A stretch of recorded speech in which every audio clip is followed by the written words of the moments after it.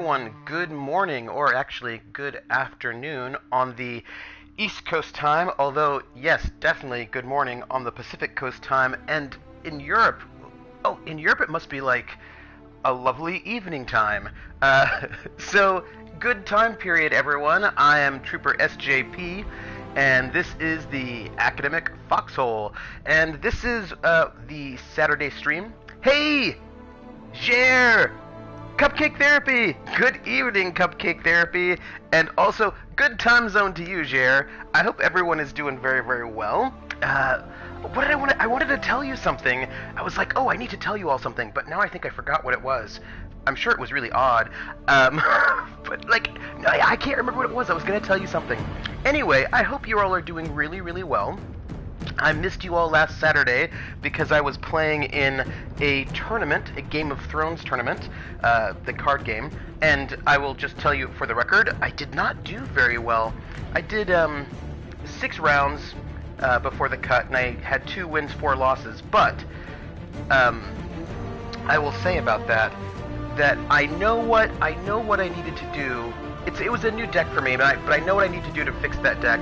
I need to switch out one plot card, and I think that will really make the difference. Because as I was playing, I was like, oh, if I had this one card, this would be really different right about now. So, I'm going to go and switch it out, and today's Saturday, so tomorrow evening, I will go and test the deck with some new cards in there. Yes. Did you believe enough in the heart of the cards, though, and then betray it and cut its head off because it's Game of Thrones? That's exactly what happened. No, I was playing. Basically, whenever I play, I never like to play like the most popular houses, the ones that are like really, really good. I like to play like the decks that are not as popular. And if people say they're really bad, then I really love to play them. And the house that I'm playing right now, Terrell, people thought it was bad for ages and ages. It's now getting popular, so I'm not playing the popular version of the house. I was playing something slightly different. I try to be a little bit different, and I needed Valar Morghulis in my deck, which I did not have, and Valar Morghulis just kills everyone on the board. And I was basically trying to sort of rush to win really quickly. Which was fine, except that I had a couple of opponents that got some very, very dangerous-looking sort of cards out, and I did not have a big board wipe to sort of counter, and I'm just going to add that in. Mm, it's not like I'm contrary to be contrary. It's more like I pick a deck in the beginning that I think is cool, that I like. You want to know what it is? I'll tell you what it is. I don't like the feeling that I'm winning just because the cards are better and not because of my skill. So it's not that I'm being contrary to be contrary. It's that I like to know that if I'm doing well, it's because I'm playing well and not because I'm on easy mode. I think that's what it is. So I feel like if I can take a deck that people think isn't very good and do really well with it, that means that it's me playing well. It's not just that, like, I was playing in a store tournament once. It was like a little store tournament, and not a big deal. It was like a friendly, and one of the players who hadn't been playing very long, maybe a couple of months, went online and found the deck that this world champion had played that had won all of the European champions with, and played that deck. He won, of course, but I didn't like it. I mean, you can do what you want to do, you know what I mean? But he wasn't a particularly skilled player. He just had this sort of world championship deck, and it was not a difficult deck to pilot, and so he won. And I don't know, like, I don't want to ever be that person. You know what I mean? Like, if I win, I don't want to win because I copied the most popular deck and, just played this thing that I didn't make myself and that doesn't reflect any of my skill in any way. So, I never net deck. I never sort of look for decks online. I always sort of make a deck for my own head, and then I try to sort of, yeah. If it's the most dominant deck, I'm just not going to play it because I don't want to. If I win, I want to win because I am doing a good job myself. And I know that I handicap myself a bit because I should probably just play, you know, the decks that everybody plays, but I don't know. I don't want to. I suppose is the best way to put it. I just want to feel like if I've done it on my merits. And people make fun. They do, and I know it. They're like, why don't you just play, you know, the popular deck? But I don't know. Let us begin. I want my wins to be because I'm skilled rather than because I play OP cards. That's all.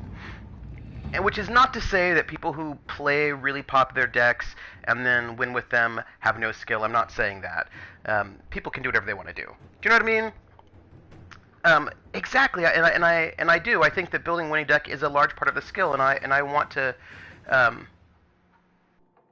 Yeah, I do. I want to show that there's more to the game than the meta, and I want to try to build a winning deck that is personal. And what I mean by personal, I mean like I don't want to just copy everybody else's deck. Do you know? Like I want to. This is hey Akina Fair. It is good to see you here. This is the Game of Thrones limited card game. Like Magic, the Gathering, but it's not collectible, and it's on the Game of Thrones, and so you win or you die. And I was in a tournament and I died, but I know what I need to do to make my deck better for the next time, so I'm feeling good about that. And now I just wanted to let you all know, because I wasn't here last Saturday streaming, because I was, you know, running around playing the Game of Thrones, and so I wanted to tell you all what happened in my absence while I was not streaming on Saturday. And I wanted to actually live tweet, but then it turns out the store that we were at had absolutely no cell reception, so I couldn't tweet out. I couldn't tweet, and I'm so sorry about that. I was sad. I was you know, excited about. Let's see, where are we at? We want to go to the Hissing Wastes. I wanted to, you know, I wanted to tweet out how I was doing, but I could not. Anyway, so this is my report. And I think we're not 100% done with the Hissing Wastes, but I think we're close. Right? What are we doing? Let's see. Journal. Hissing Wastes. What do we have here? Oh, we have to find this tomb. That's right. We have to find this tomb. There's a secret tomb we have not yet found. One last one. So the question is, where is this one last tomb hanging out? Could be anywhere. Let's try. Well, I think there are ruins. It looks like we've done those.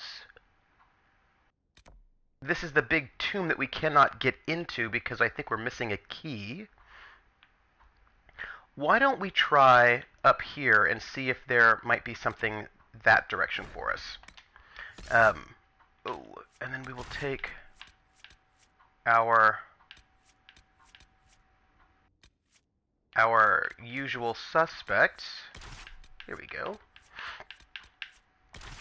I know that you should probably switch up your team, but I don't. so that's it. Yeah. So I think for me, when I'm putting together a deck, I want to try to do something interesting and maybe a little bit unexpected.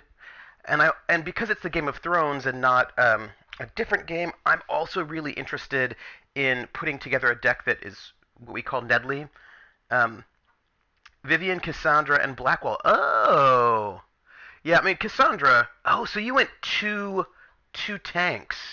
Or did you have Blackwall as a DPS fighter? Also, were you a rogue? Akita Fair, were you a rogue? Because rogues are great. Just, for the record.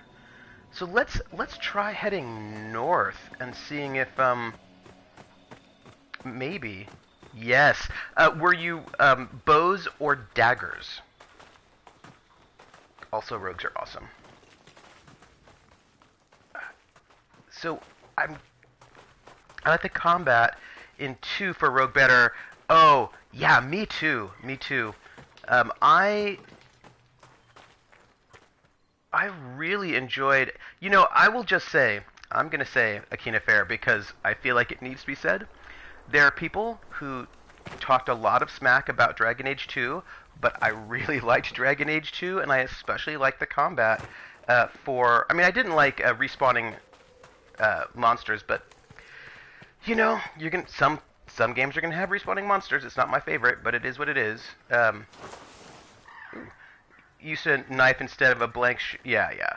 And I liked the combat in Dragon Age 2. Actually, there are a lot of things about Dragon Age 2 I liked. Yes, they clearly were running out of a bit of time. So, by the way, it was good for Grunt. This is also fair. So I'm trying to figure out where we're headed. I want to go north to see. I don't know if we can go north, but that's what I want. I want to see if there is something for us. Because basically, we have to find one more... Oh, you do! Oh, do you stream Dragon Age? Oh, no. If you stream Dragon Age, I would love to check it out. So, I'm currently on my... I know. Wait, where am I? Oh, you're doing Dragon Age Origins. So here's my question for you, because I want to know. What origin are you doing right now? Are you doing who are you? So are you my canon playthrough of Dragon Age Origins was your go-to is noble, human noble. I was a dwarven noble, and I was very bitter about what happened. I feel like I was treated poorly by the dwarves in Orzammar, specifically my evil brother. Oh, that's interesting. I just, for the record, I'm still salty. I'm still salty over having been kicked out of Orzammar as a dwarven noble. I really should play all of the Origins, and I know that I haven't, and I feel like I should. You get treated in high regard. Interesting. I've played a dwarven noble and a city elf. Those are the... Oh, you play them all. Ah. So is the human noble your favorite? So if you didn't like the dwarven noble story, you probably shouldn't play the original Fallout. No, I'm just saying I really liked it. I was very invested in my story. I was just mad that I got kicked out. You love the rogue the best. Oh yeah, I tend to in RPGs. I tend to play rogue, and here I am on the top of a cliff. Yeah, I enjoy rogue. Also played rogues in Elder Scrolls games. Oh, hello. Why are there evil spirits here? So there are some evil spirits here, and I don't really know why. But we're gonna check it out and see what's going on. Also, I'm really trying to figure out... Oops, not what I want. Really trying to figure out where this last ruin might be, because it looks like we need one more in order to... maybe it's down here. Could be over here. In order to get into that last tomb... You're doing a mage playthrough. Oh. I know a lot of people love mages, and I'm not against minions. I think they're fine. But I don't tend to play them as often. Alright, we're gonna do some murdering, I hope. Hi! Leave me alone. Like, I don't want you hanging out with me. One of the Venatori gambled that he could bargain with a demon. Made sloppy work of it, too. Oh. Yeah, rogues are... I mean, I think typically rogues are weaker in health, but then higher in damage output. Well, didn't work out for them. Oh yeah. What is this? A blood-spotted Venatori diary. The entries in this diary alternate between an elegant, well-rounded script and a slanted scrawl. I never expected to find such tranquility here. No nattering crowds, no drifts of refuse. I should have been born in the country. I'm only disappointed to learn I'm here to verify translations, a drudge's work, but in the evenings there's time for my own studies, without distractions or fear of being branded apostate for my reading. It's time to rise to my capabilities. The Elder One has bound spirits far beyond what I thought a mage could manage. We speak of him becoming a god, but surely he cannot be considered mortal any longer. What steps must a man take to become such a being? It's an excellent question. To bask in his glory must be enough, and yet, I cannot let the curiosity go. Does the Elder One take power from demons? I've learned much about their summoning and binding. I was surprised to find that so many I recognized from the circle among the Venatori, but they talk freely of rites and rituals forbidden in the Imperium. Is there any good way to create a role-playing system in which some characters aren't... they do have... There's systems that do that already. Like, one failure I've always found in the Star Wars system is trying to balance Jedi with non-Jedi. Yes, that is totally doable, and I know that there are systems that already do it. So, for example, although I've not played it, one of my GM buddies has run it more than once. The Buffy the Vampire Slayer game does that. If you are a Slayer, you have more power than Scoobies, and I think Scoobies get some sort of balancing. Like, I think they have, like, they don't have as good stats, but they have more luck, something like this.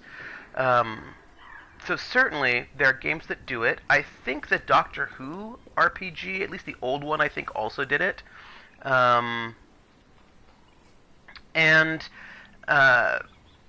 Also, some of it just has to do with your player base. I mean, any kind of point-based system,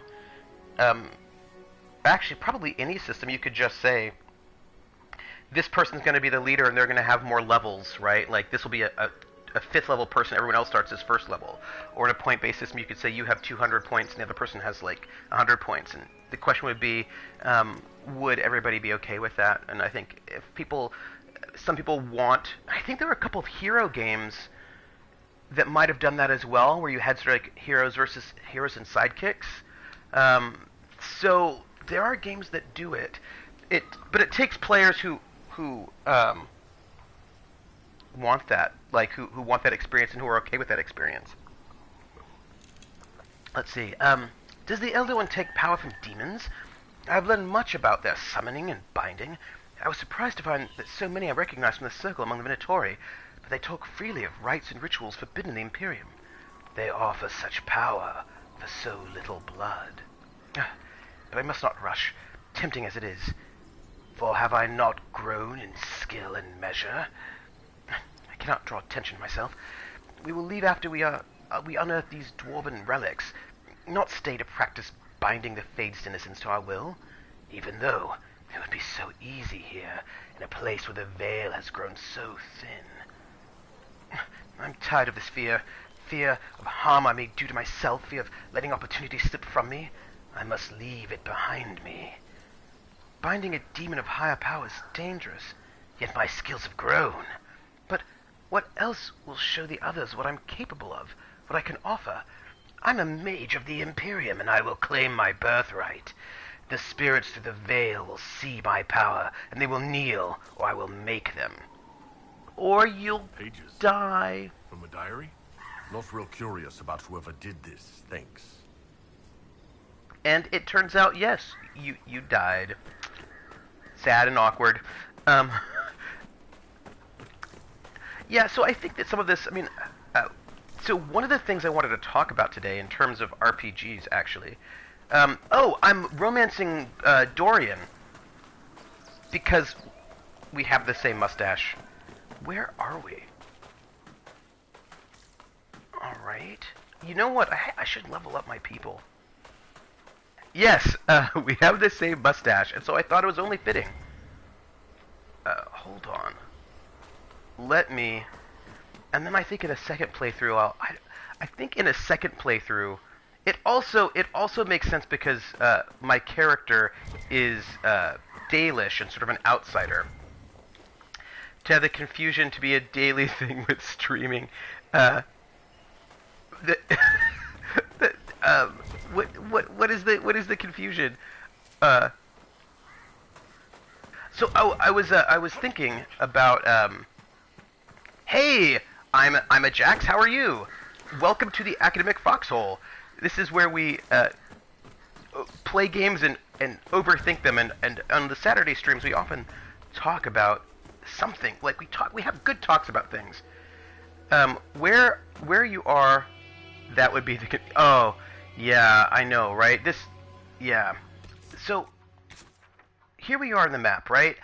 And we are clearly missing one ruin.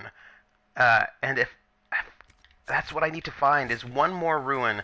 And if we can find it, I'm thinking that's south. If we can find this last ruin, I think we can get into the big, because there's a big, what is this? Hello. Have we even been here before? I think we have, actually. This looks familiar. Yes, I think we've been here before.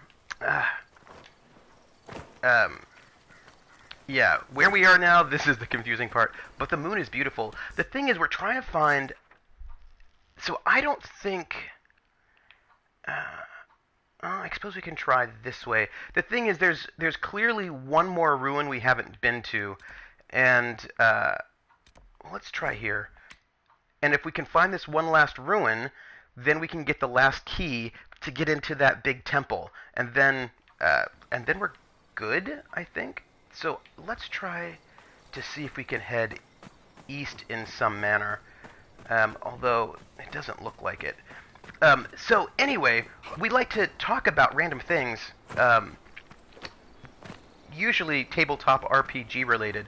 Maybe you can't get here from there, but I mean we can try. But again, as Akita Fair notes, it is a bit confusing.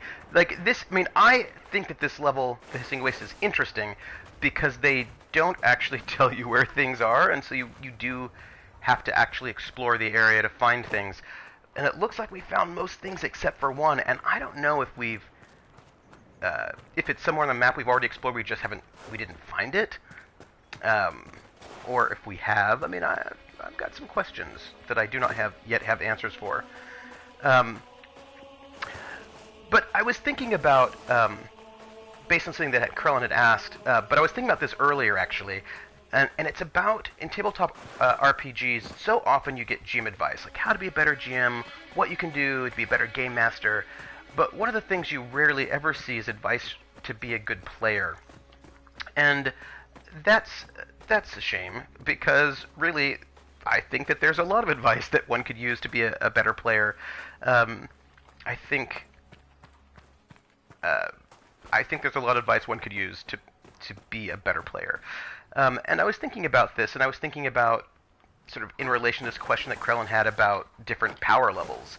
And there are players who just don't want differing power levels at all. Like, they want I mean, I think about, see, now here's the interesting thing, right? That for some people, playing tabletop RPGs is a power fantasy, and they want, maybe it's over here. What do you think? They want power. They want the most power. They want to be the most powerful, to kick the most ass. They want to win, whatever that might mean. Okay. Maybe we are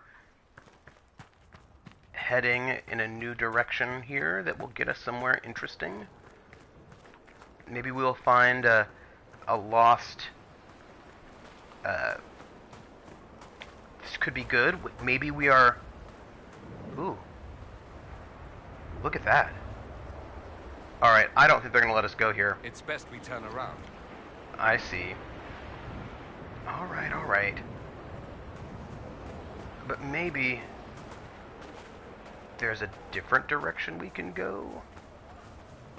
See here? Okay, where are we? Do you prefer to use... Oh, you know, I never used the horse. Maybe I should, because after all, we are currently in exploration mode. That would make sense. Let's see. Where's our horse? Hey, horse.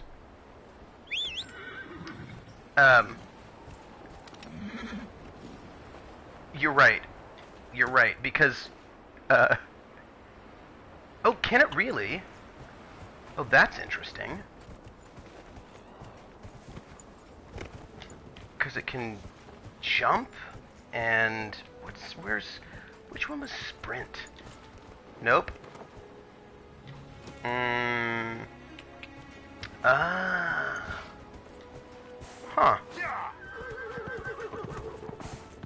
Alright, so let's I know, right? It's nice.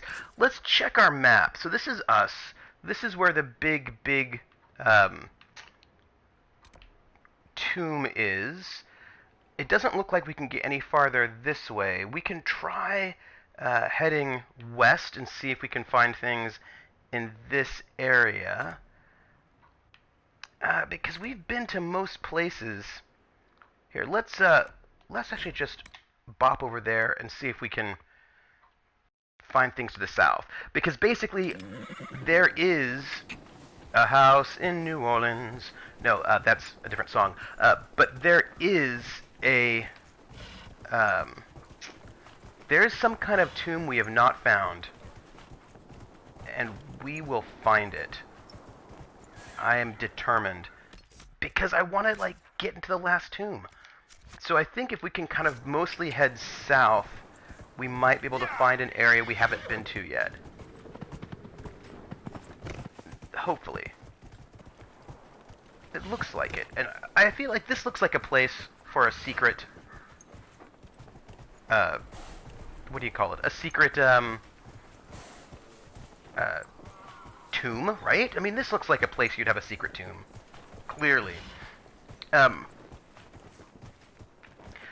so when I was thinking about this idea of power, right, and power fantasies and what you want, this looks very... I think we've got it, my friends. Let's go kill some things. I think this is it. So I think that there is danger in the desire for power, right? If that is the thing, if winning and power is all that you're looking out for, that will then... can I switch weapons out? I would have to go into the inventory... My family once took me to Navarra, Cassandra. You undoubtedly saw more of it than I ever did. I was young, and all I wanted to do was visit a necropolis. I was desperate. Yeah, we should do it in the inventory. And full of undead. And the smell of stale incense still makes me want to vomit. Ooh. Ah, there goes that childhood fantasy. You know what? Let's level up my people, shall we? Yeah, although I suppose in some ways, you can't just switch weapons in the middle of... That's me. Here's Dorian, and right now we're doing lots of necromancy. Let's let's do Blinding Terror. Sure, let's do that. I think passes are great. And then we have Cassandra, who is doing Templar, and we'll give her Last Sacrifice, which also seems... That's a passive, and it looks fine. An Iron Bull. Remember how in you can have range weapons and then switch weapons? Yeah. I do remember that. Although I wonder... I can imagine people saying, no, don't do it, it's not realistic. I could imagine it. Dragon Rage. Alright. You'll do that. I'm sure it's awesome. I should probably map it to something, right? What do I don't even know. We're just going to apply and go. Alright. So all my people are in, and we have found, I think, the last temple. Oh, gang. I think we're going to finish this thing wastes, like, post-haste. I do enjoy the Let's art. Look around. I think whoever did this clearly cared a lot about making it look really interesting. And so that's Bottles of Thetis, Aqua Magus, fine spirits infused with a bit of refined lyrium, potentially fatal if ingested in quantity. Let's read this.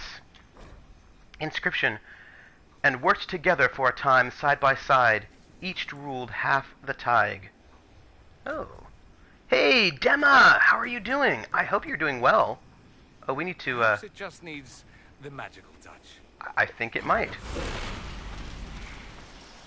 We are at the moment... Oh, hi. Who are you? And why are you not my friend?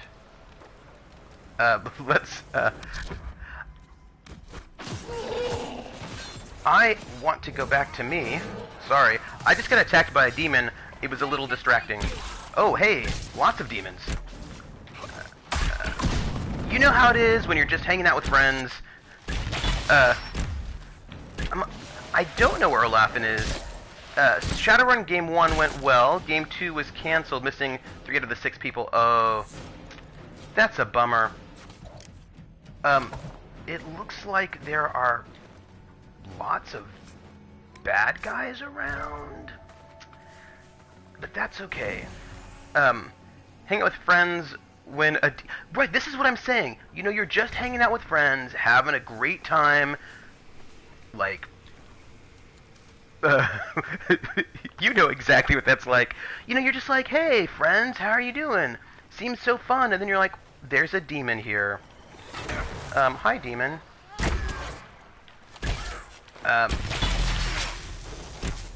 But it looks like we're at least on the right... What's the word? We're on the right, path, right? It looks like this is where we need to be. Let's... oh, you know what? I thought we should maybe... If there's Veilfire here, that probably means they want us to look at these blocks and see if there's anything there. It doesn't look like it, actually. Oh well, we tried. How was the first Shadowrun game? How did it go? Oop. I hate when you're just hanging out, and then demons arrive. So rude. There we go. Dead. What was I gonna tell you? Oh yeah, so I was thinking about, power fantasies and I think that, like, on a computer RPG, it's totally cool to have, like, if you want to be the most powerful, most important thing, although, to be honest, I find that actually gets old and boring. The empty square. An open tomb has eroded over the centuries, carved into the stone, almost too faint to see.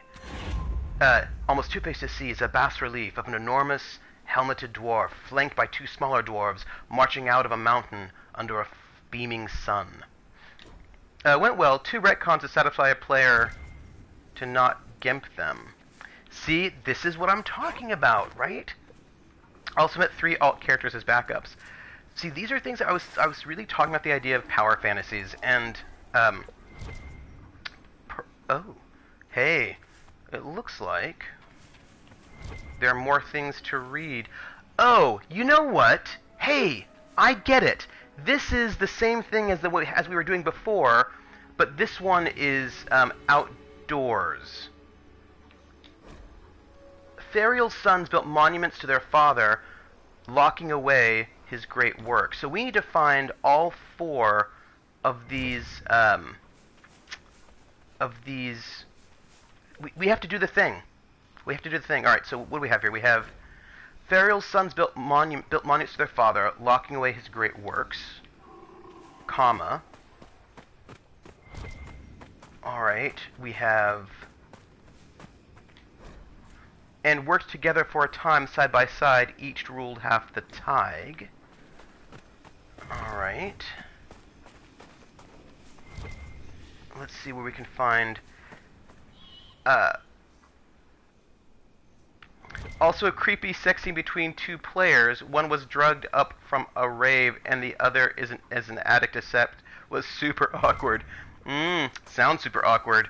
I hope the players were... okay, right? No X card needed. Alright, I feel like we're missing some pieces here. Let's see. At least, like, there's a lot of stuff to pick up here, but no X card came close. So what I was thinking was that one of the things I really loved about... So, black trench coat, I'm guessing. Yes. That is the sense that I also get.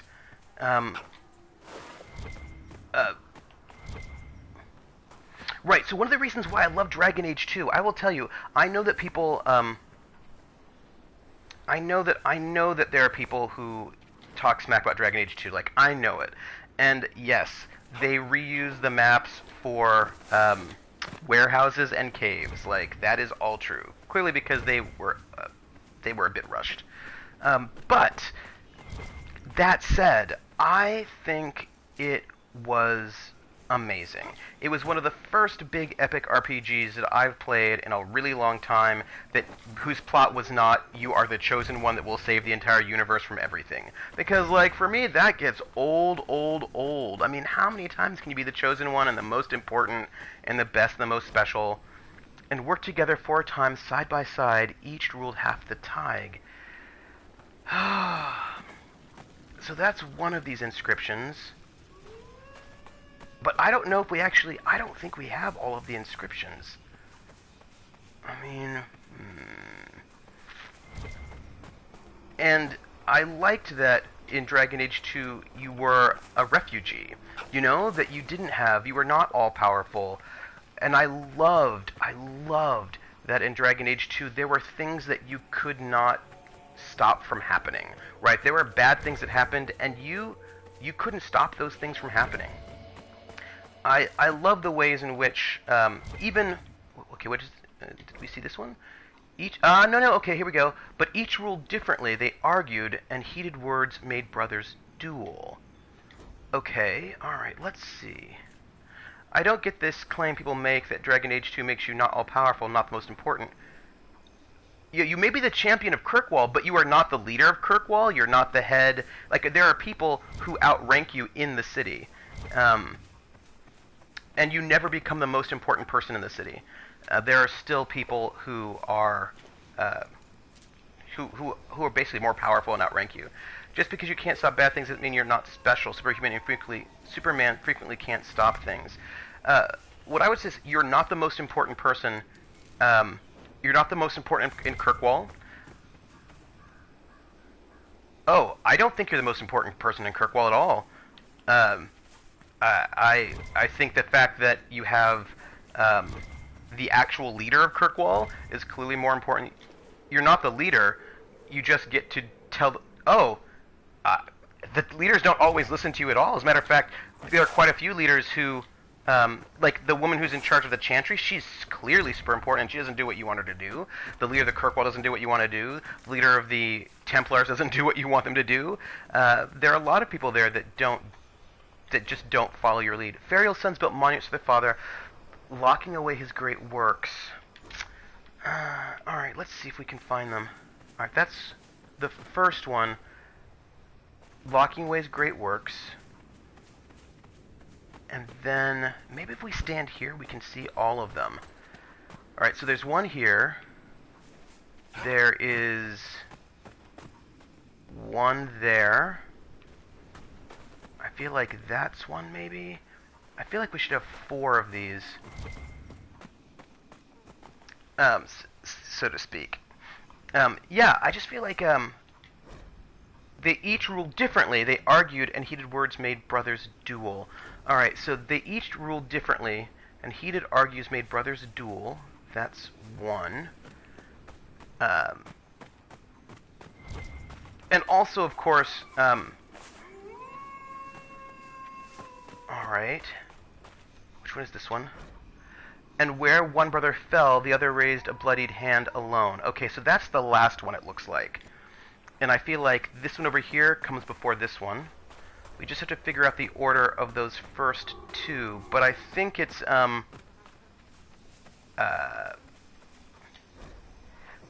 Ferial's sons, I feel like that is the one that goes first. So let's have him light that one. Because I think this is how we do it. I think we go here. All the people who didn't do what you told them end up dead. Actually, I don't think they all do.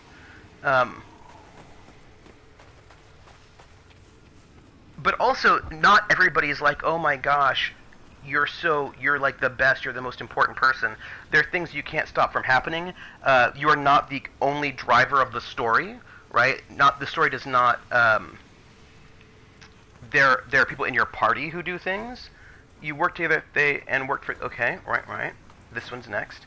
The NPCs have their own storylines that they do with or without you. I think this is the one that happens next, which is the, right, then they had a duel. And then I think we get to the last one, which is, like, I mean, it is a very, very different sort of game from the typical, you are the special chosen one with a special superpower who's going to stop the danger to the entire universe because there's a rift that's going to destroy the entire plane. Like, this is how they always go. It's always like, you have to stop. Is this our last one? I think this is our last one. Within this one, we're going to waltz inside and pick up what's there. Are you objecting? Nah. Quick. Better us than the Venatori. We can link it to the government through the chalice of tombs, though. What? I've got a theory. Let's find the last one. Yeah, so I mean, I think it's also about the scale, right? I mean, Kirkwall was not about Dragon Age 2 was not about yet again another threat to the entire world that usually comes from kind of some extra dimensional gate, like so many games, right? It's like the same plot over and over again, and only you can save. Inside the tombs we found, they make up a key. They do. The roundabout way of hiding one's key under the cornerstone. Ooh, that means that we can actually go to the tomb and finish it all. So excited. We're gonna finish the Hissing Wastes in, like, fast, soon. Alright, let us pop over to that last tomb, which is here. The closest place, I suppose, is, well, I suppose we can do, Cove Camp? I suppose we'll do this one. Maybe you did. Yeah, I mean, so, for me, what was so great about Dragon Age 2 is, for one of the first times not yet again another only you can save the entire universe sort of game, which I find very tiring. It's a plot I enjoyed it in Morrowind, but then we had Oblivion. Like, it's just the same. It's the same story. And in Dragon Age 2, it wasn't about you being the only person. Maybe the only person being the only person who can save the entire world. It's about. Let's see. We want to head north and then eventually east. But it's about this city, right? This city that you live in, and the troubles in this city. And in the end, you can't actually stop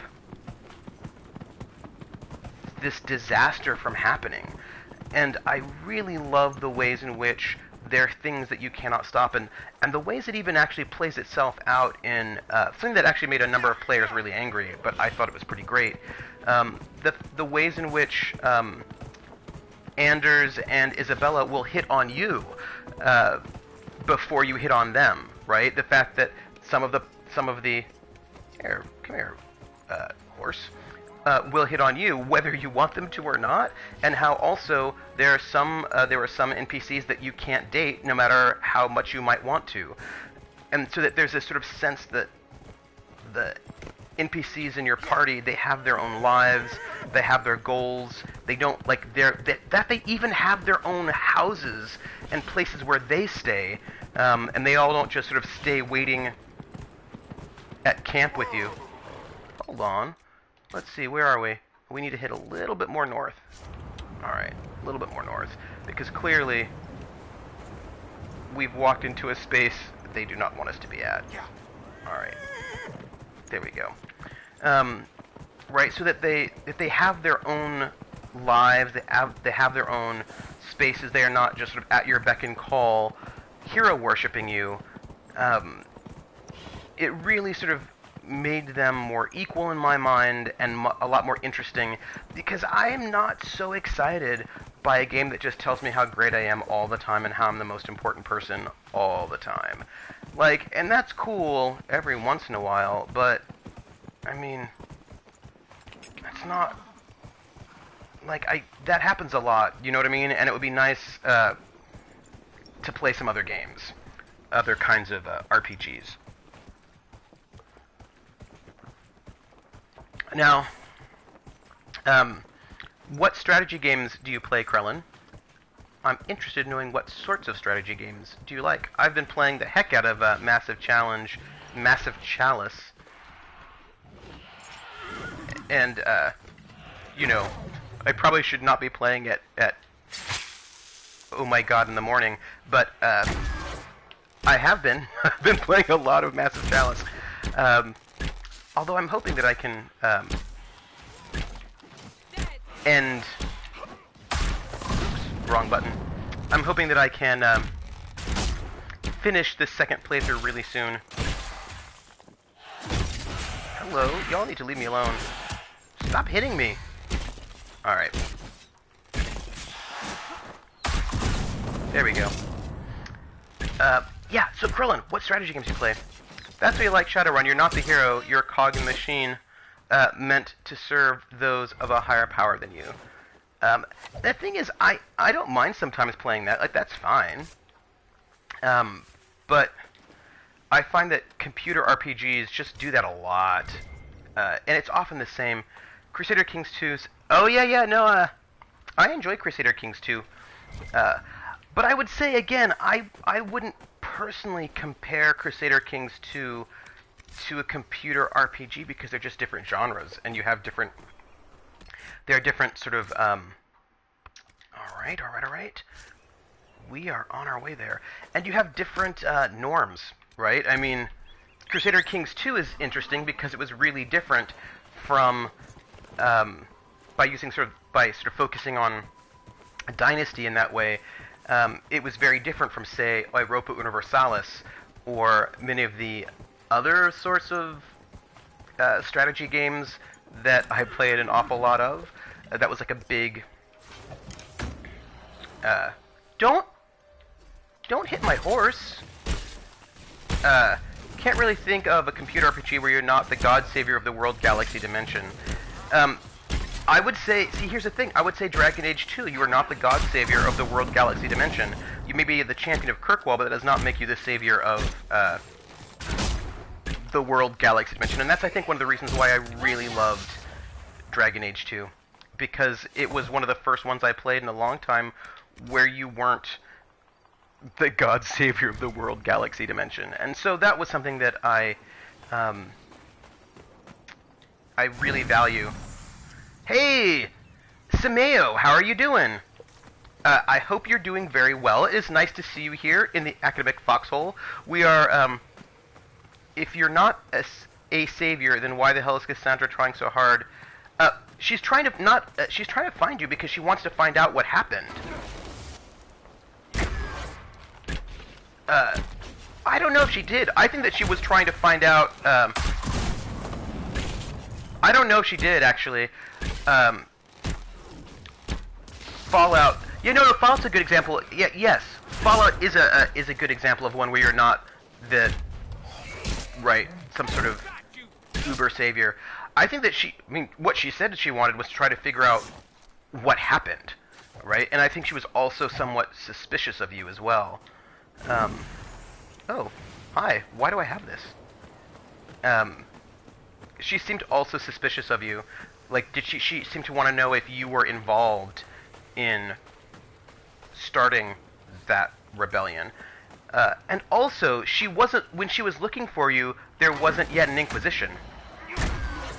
Right? I mean, the Inquisition hadn't happened yet, because the explosion hadn't happened yet. The Divine was still alive, so there wouldn't be a need for Inquisition. She seemed to be looking for you, for other reasons that may not have been so great for you, perhaps? Yeah, so, I mean, I don't think that she was there to make you the Inquisitor, because I don't think there was Inquisition yet. Ice Bunny! Oh, it is Paladin Hunk. There is no need to apologize for getting sleep. Getting sleep is so important. Hey, everybody who's here. It is nice to see you all. So here's what's happening for those who have just shown up, and this is very exciting. So, here we go. I pressed the wrong button, but it's fine. Like, we'll survive it. We are in the Hissing Waste, which... Hey! Labyrinthia! How are you doing? It's so good to see everybody. It's a dog pile of wonderful new people. Hey, new people. How are you doing? I'm Trooper SJP. This is the Academic Foxhole. And it's a Saturday, and we have just, very excitedly, I would say, got the last key. Look at how far it goes. You could ride for miles. It's true. We have gotten to the last... We got the last key, so we can now go into the last tomb here in the Hissing Waste, and then we will be done with the Hissing Wastes, and then we'll do... I don't know, maybe we'll do like some sort of plot-related mission, perhaps? I know, right? Like, I think it's going to be really good. Very excited. Hey, leave me alone. Don't attack me. What if... You know, I've not actually done any of the online play. I hope... I've never done it. I did some online play for... I think I did some for Dragon Age 2. But I've not done any for Inquisition. And I don't know if it's good or not. If anyone here has done it, do they like it? Do they think it's interesting?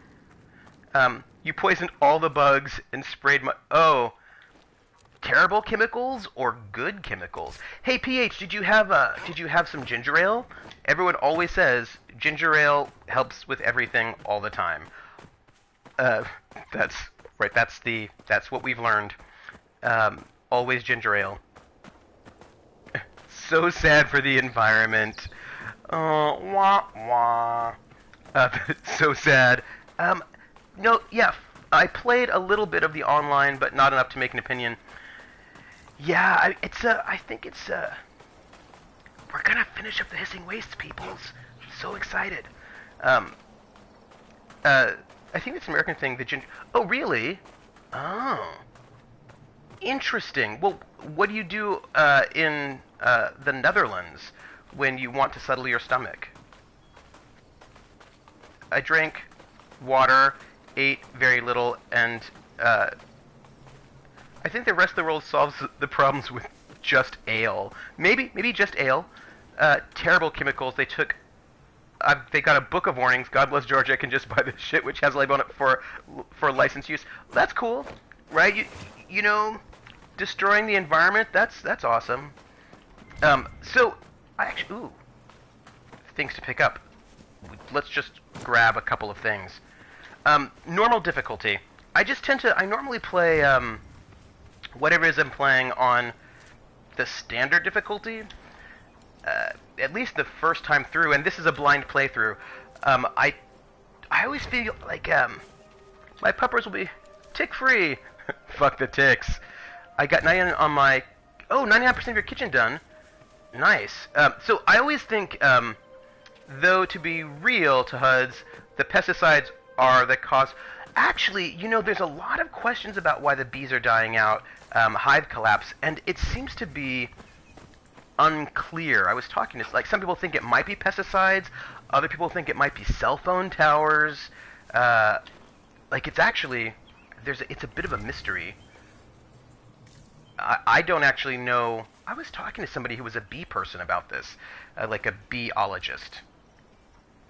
Beeologist is not actually the name of the thing, but you know what I mean. It was a bee person who knows about the bees. Maybe Marinthia is a beeologist. Marinthia, are you a beeologist? I want to know. You're like, maybe? No, actually, I don't mean a beekeeper. It's pesticides. Some study last week came out linking some certain kinds to pesticides. Oh, because I know for a while they were talking about cell phone towers, but I hadn't heard if that was. Hey, we're inside the last tomb. I hadn't heard if that had been apiologist. Thank you, Krellin. Thank you. Because apiologists are different from beekeepers. Alright, here we are in the last tomb. These red lines that go across around, you know, eye height, they look to me like tripwires. It makes me nervous. Maybe apiologists are also apologists. We just took the mosaic piece. Let's loot this thing.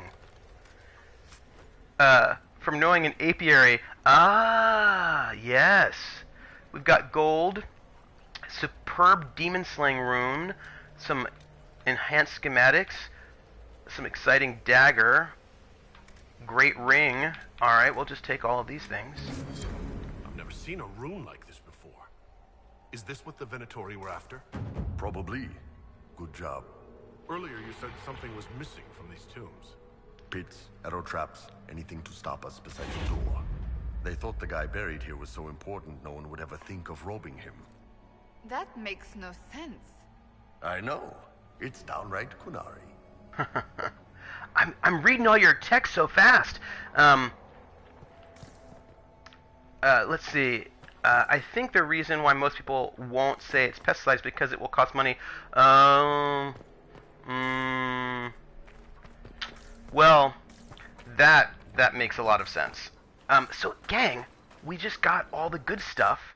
So since I think we've actually just cleared up the hissing wastes completely. I think the hissing wastes are done. Right? But what is this? Well, technically, there's, okay, there are some pages. And I feel like, well, I can look to see if, the pages show up on the map, which they might. Let's see. Because if we can be a little bit of a completionist and get those last pages, we might as well. Let's, get on our horse, though. Were they wastes? Did they hiss? They totally hissed. It was super gross. I was like, why are you hissing? Well then, I enjoyed it.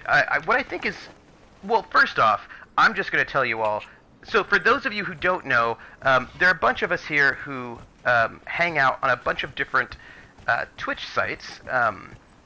We follow, and they all sort of, I mean, what's the journey, right? The journey is from Geek and Sundry to Hyper RPG, both of which, hey, I just want to go this way. There we go. Both of which stream regular games, a lot of tabletop RPGs, and from there, a number of the people who were GMs of games or streamed in that space, we follow their own private channels, and so you get people like Drunkly Romantic, who has a show every weekday, Muppet Aphrodite, Random Tuesday, Jackie Dash, a bunch of these people, and Tyler is a guy who is, I know I feel super bad, Tyler is a guy who is a game designer for HBS Studios who works on BattleTech and also Shadowrun, and he is going to be running a tabletop game. It's a Skyrim horse. It'll be fine. He's running a tabletop game of Exalted coming up soon on the channel, on Anna Geeks' channel. And that is going to be really exciting. And so the question is, what do I think about... He's super dapper. And the question becomes, what do I think about his Q&A? Because he did a Q&A. And what I want to say is, what is amazing about him is he's just so... Hello, Bad Thing. How are you doing? He's just really open. I really like that about him. He's just really open. And I love his openness, his friendliness, he's such a mensch. Muppet Aphrodite! Hey, how are you doing? We were just talking about you as being one of the streamers that we follow. How are you? This is I want to be as badass as Steph and as dapper as Tyler when I grow up. Those things are doable. You just need a good a sport jacket. Cheryl is one of our streamers that we follow. She's amazing. She is an actor. She is also an improv artist, voice actor. Also, she's breathing. She just did a 5K. She's a runner. She's a puppeteer. She is also like an amazing computer programmer.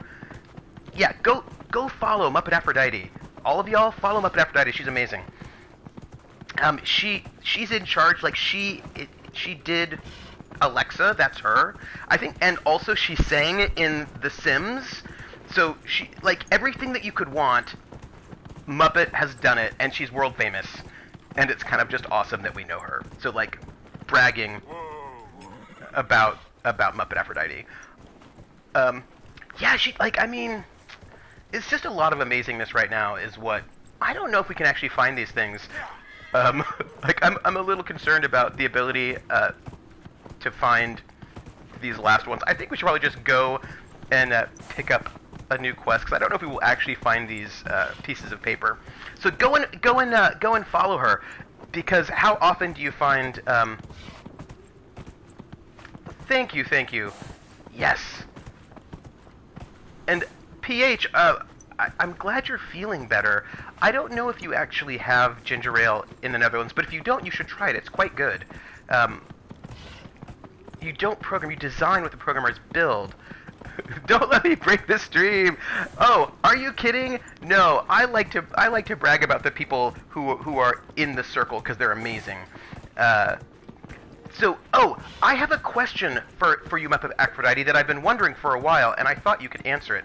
I see in tech chat describing it as UX as opposed to UI, right? So UX versus UI. Why is it called UX and not... By the way, we're going to go...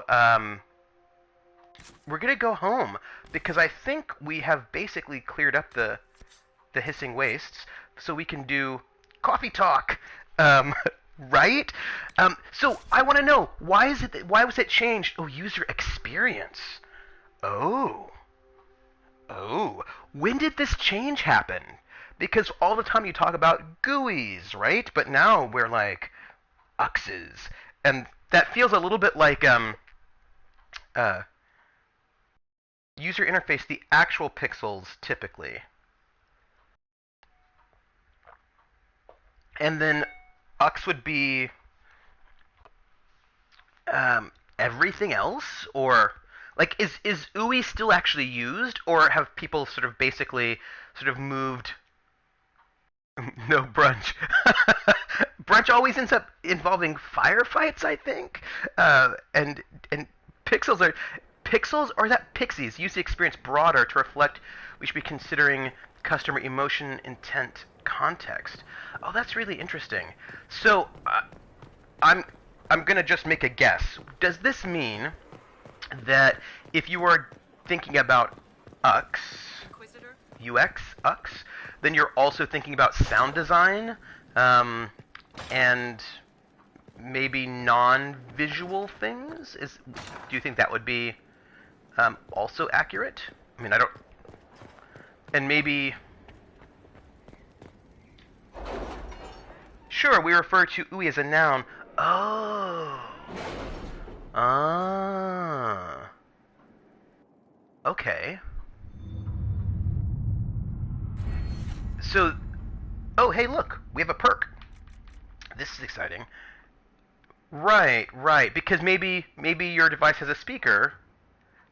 So, right, that would make sense that not everything would be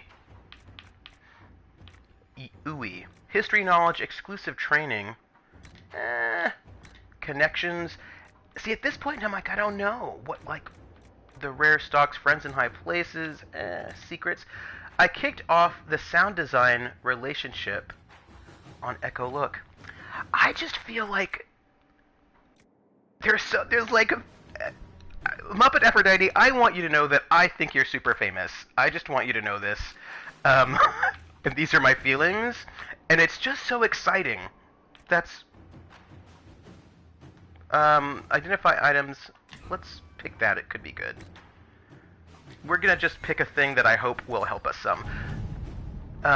Made the list of sounds I think we needed, reached out to the sound designers, showed them my storyboards, and we did periodic reviews. Oh, that's cool.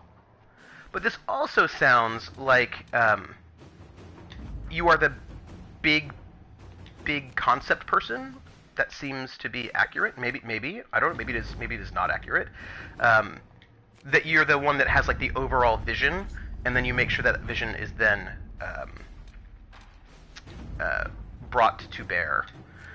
It was so cool getting to know you as a great actress, and then discovering this whole other dimension of tech. Yeah, I mean, it's so amazing, right? So I think that over here lies the abyss is going to be one of these big story things. So I think we should do it. Adamant Fortress has withstood countless darkspawn attacks, but wait, now I'm nervous. There's another one. Wicked Eyes, Wicked Hearts? Yes, UX is the vision and the glue in the tech process. Most terrifying thing in tech, human psychology. Definitely. Although, you know, I have a question for all of the people here. It's a philosophical question that I would love to have your input on, and that is this. People get nervous about technology, right? There's all this discussion of the singularity and how technology moves so fast and we could never deal with it and we'll all be freaked out and like, you know, you can't program your VCR and so the world's going to end. But none of my students are bothered by technology, right? My students are all college students, and they're not freaked out, they're not stressed out, they're not made nervous by technology, and I'm just wondering if these theories of how we can't handle technology are just old people.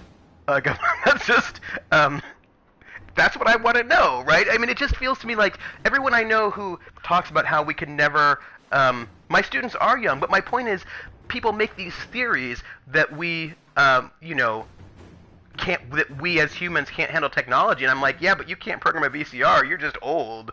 Our society is not yet caught up with how technology is changing our lives. But here's the thing, my students are not at all afraid of technology, right? It's changing their lives, and they're like, it's cool.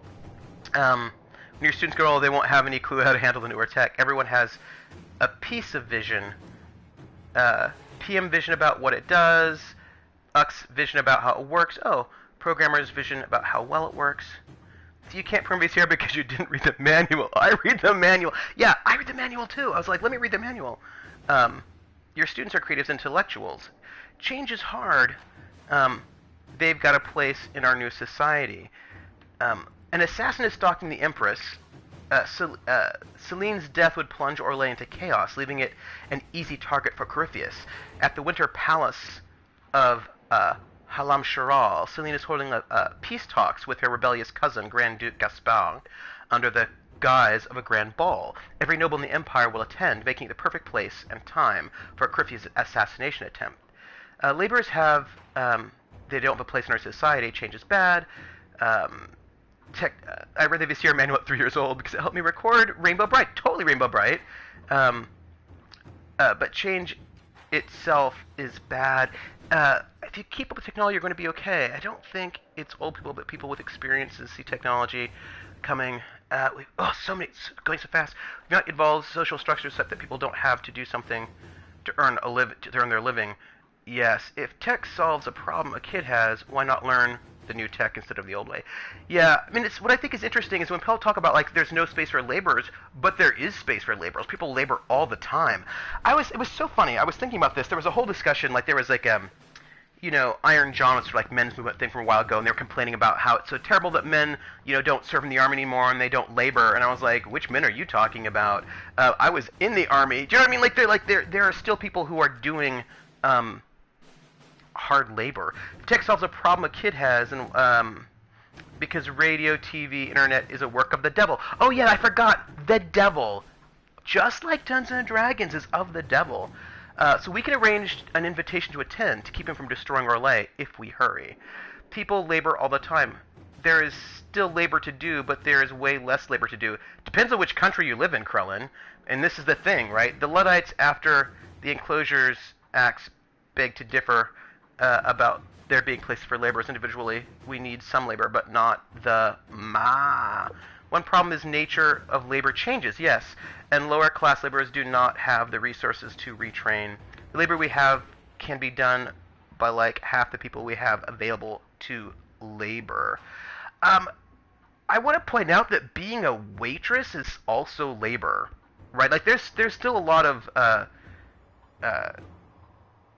and that's also physical labor, right? I mean, that's still labor, and we have a lot of things that still happens. And also, not the entire world is the United States.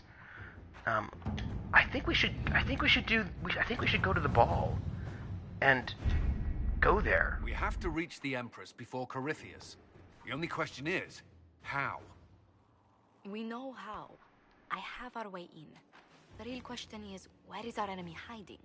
At the urging of Grand Duchess Florian, the Empress is holding a ball. Absolutely everyone will be there. During the festivities, Celine will be meeting for peace talks with usurper Duke Gaspard and Ambassador Briala.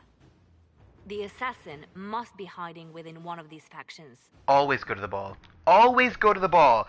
I mean, side note, I love balls as a place for exciting adventures in tabletop role-playing games. Always, always.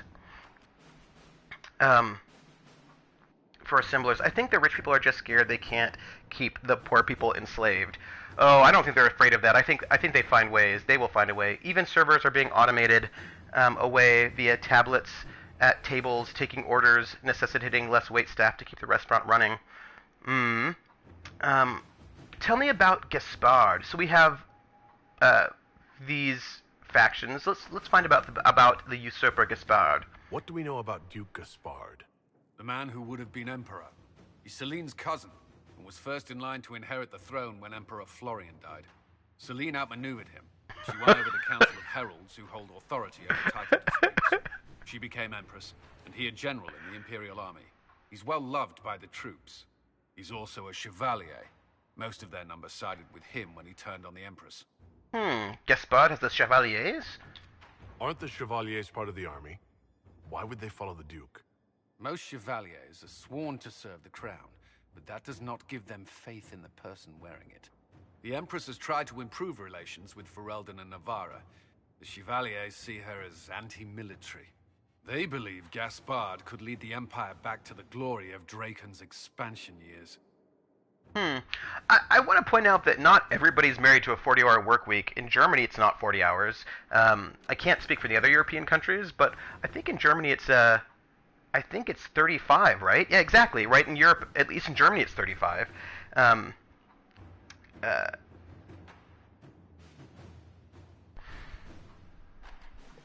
Let's see. All right, so we have these Chevaliers. All right, let's talk about Briala. Who is this Ambassador Briala? An ambassador in name only. She has organized the elves of Halam Sharal into an underground army. The Empress invited her to the peace talks in a bid to gain the elves' alliance in the war. That would be scandal enough, without the rumor that Briala is a jilted lover of Celine's. A personal grudge and a network of saboteurs at her command. Promising lead.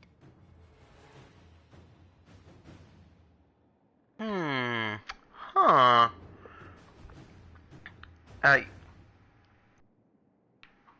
Well, I don't think it's just the lack of social safety net. I think it's about the sort of the. I think it's also about the Protestant work ethic, right? I think the lack of single payer means each employee is expensive and encourages centralization of labor. Yeah, I think that's true. We're also moving to a 32-hour work week and have been for some time, but that's because of benefits. So Celine had an elven lover? Wait. The elven leader is a jilted lover of the Empress? It's not widely known. Just a rumor whispered among the palace servants a few years ago. If it's true and were to get out, the Empress and an elf.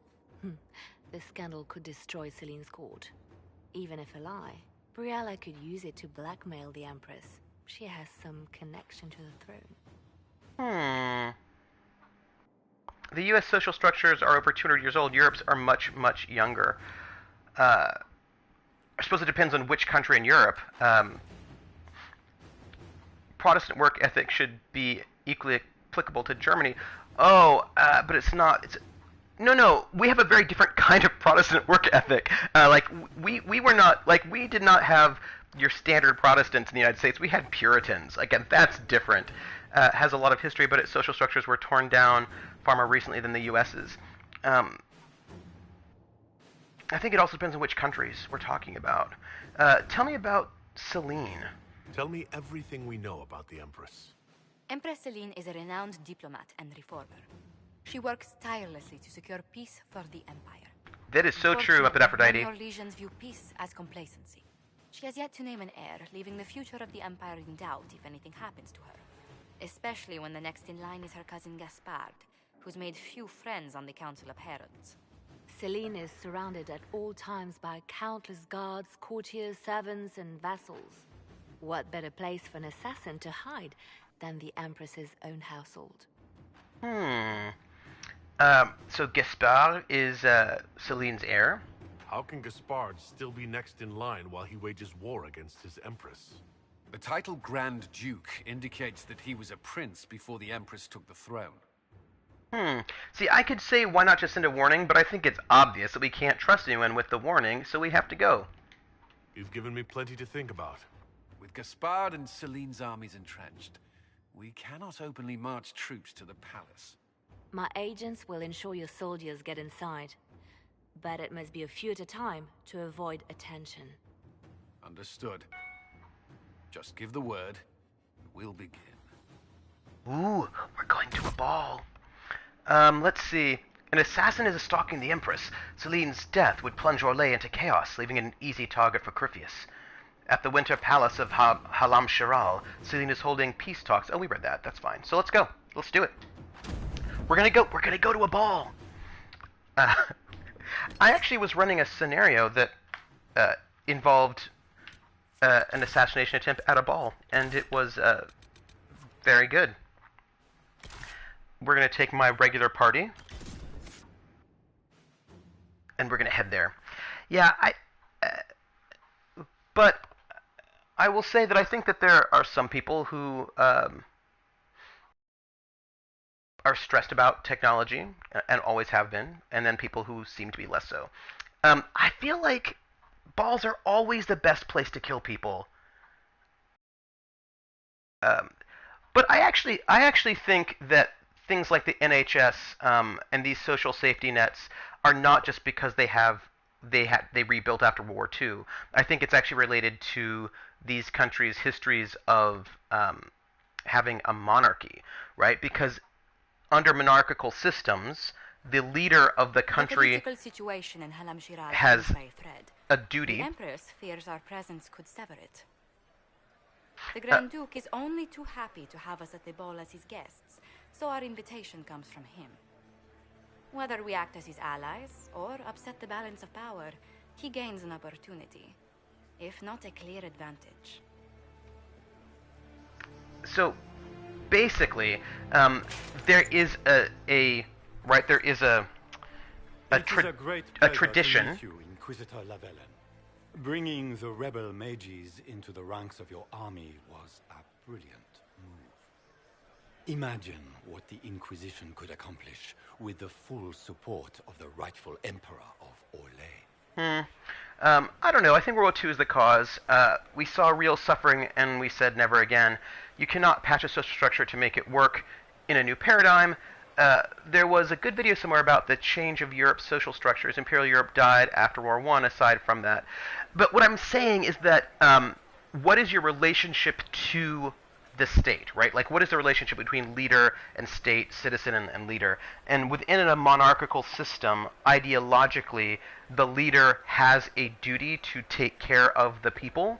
So, like, it was just like a couple years ago when there was some sort of tax that had to happen, like for like voters or whatever it was, and the queen paid the tax for all of her particular people, right? So the noblesse oblige, right? The idea that in a monarchical state there is a responsibility of the state to take care of the people in certain kinds of ways.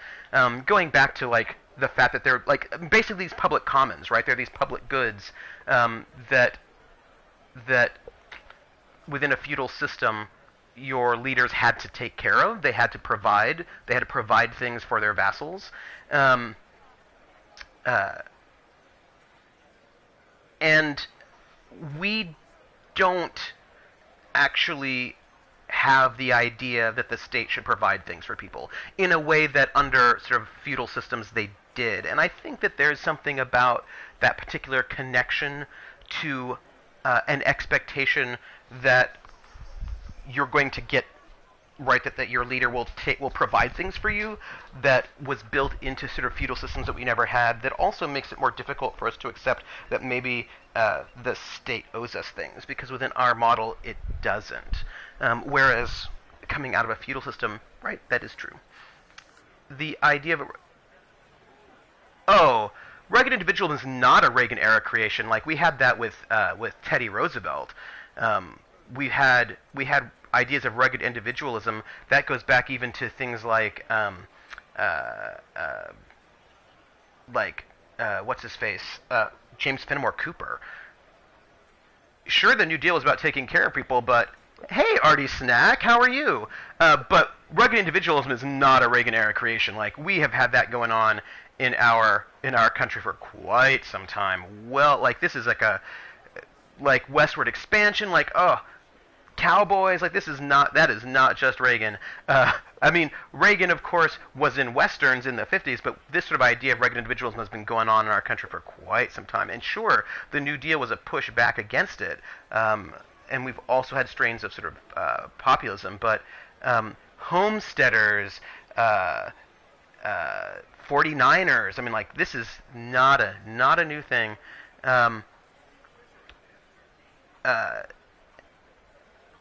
In Denmark, the state is caring for you from birth to the grave. So let's see.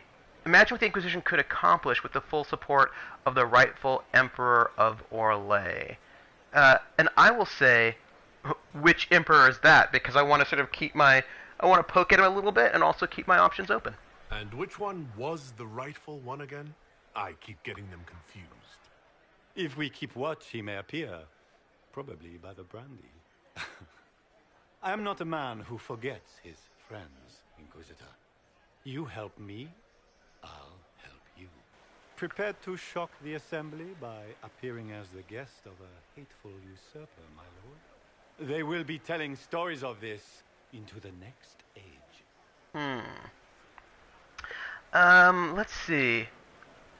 I'm glad to help. Aren't we exciting people? I'm not here for a party. The idea that homesteaders and Western expansion and so forth was all due to individual rugged progress is one of the mythical rewrites. I googled it. Apparently Social Security under Bismarck was the big influence for Europe. I mean, people, the thing is, we can even go back to like the shining sea in the hill of the Puritan, right? I mean, this is a rugged land, and certainly, but all the free is paid for by 37 to 42% income taxes. I would say when I lived in Germany, I did not mind paying those income taxes to be able to go to the doctor and have a really decent standard of living. Let's go with.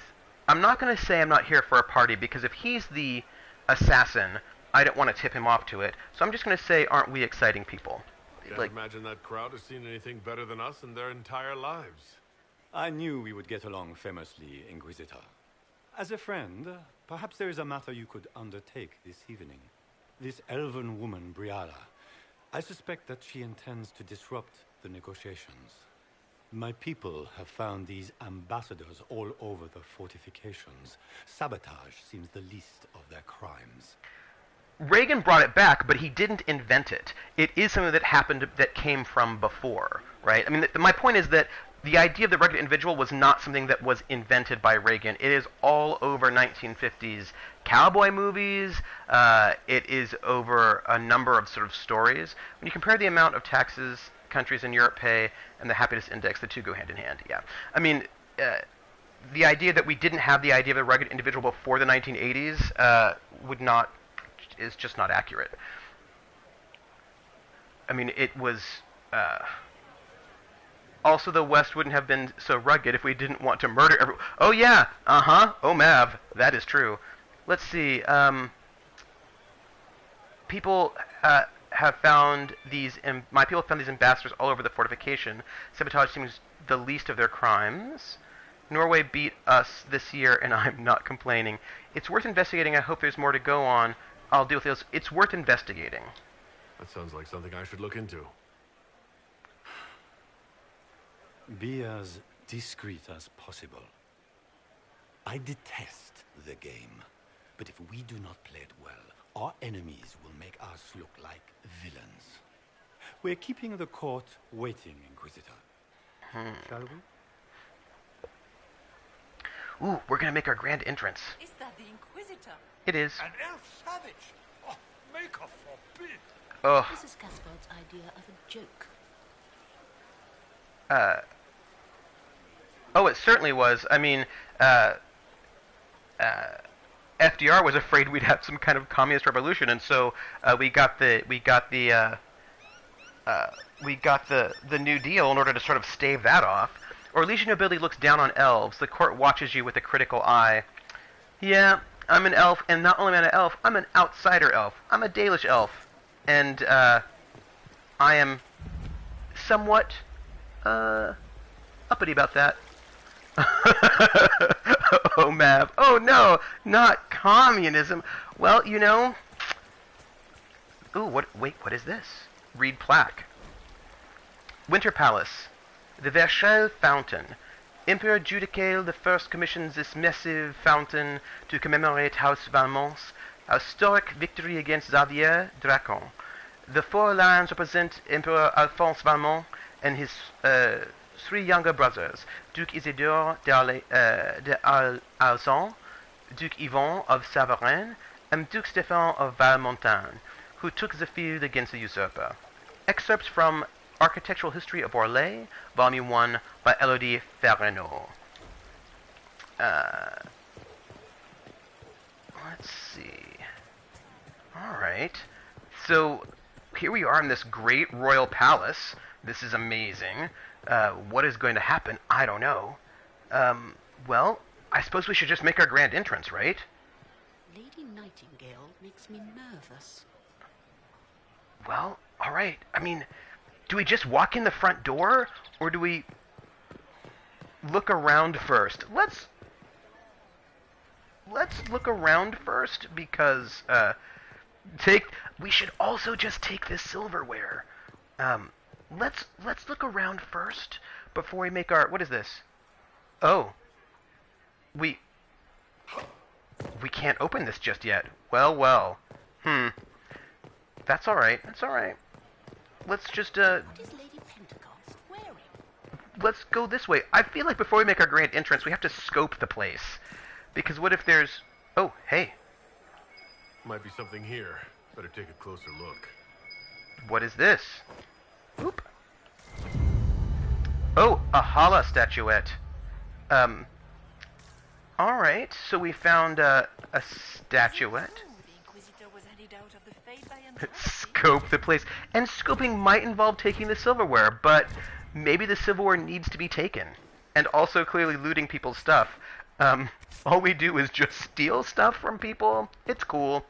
I mean, I worry what exactly RPGs are teaching you.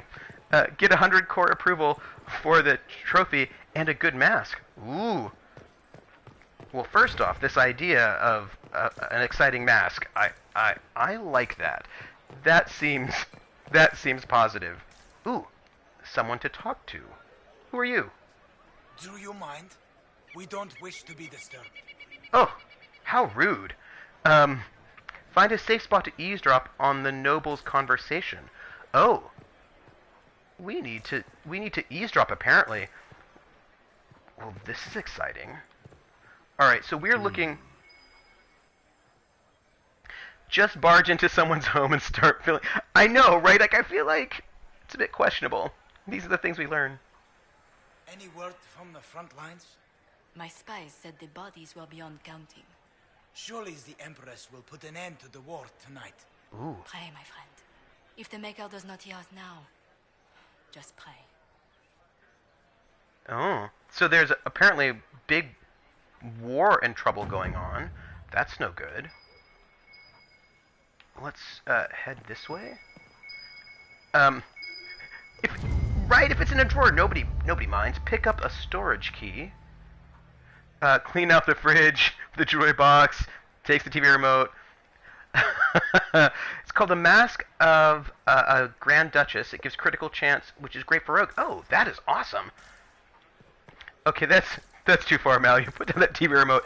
I mean, we really do. What do you do in RPGs? You wander around, and it's not like we're in a cave. We're in somebody's actual home, and then we just steal their stuff. And not even in a sneaky way. We just, walk up to their stuff and take it. And I suppose nobody seems to be bothered, but... Alright, what do we have here? Okay. Hey, look! It's somebody's... It's the private storage room of the Empress. Let's steal her stuff. I'm sure...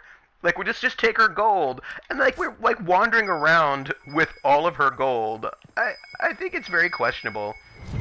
Oh, hey. Take scandalous legal document. I love a scandalous legal document. Breaking everyone's vases to find rubies. I know, I worry about it. Well, we took a scandalous legal document, which I think is great. Who doesn't want that? I think we all do. I know. Alright, let's go to the, Ooh. Alright. We're opening up this other storage room to steal people's stuff. The things we learn. We are going to take this... And the thing is, it's a lot of stuff we're carrying that we've all stolen. I feel like if anybody pats us down, they'll be like, what are you doing with my staff and my rubies and scandalous legal documents? Intense elf snake vitar. That sounds fun. Some schematics. Alright. We'll just steal their stuff. It's what kind of Inquisitor am I? I'm the head of an entire big deal, and all I do is steal people's things. Alright, I think we've got everything down here. Let's just make our grand entrance. I know, I don't even need half that stuff. I'm clearly some kind of kleptomaniac. I think it was Neverwinter's Nights where if you went rummaging around in people's stuff, you were punished by a chaotic alignment push. Oh, well, that's interesting. Okay, here we go. Inquisitor, a moment, if you please. Yes? I must warn you before you go inside. How you speak to the court is a matter of life and death. Uh-oh. It is no simple matter of etiquette and protocol.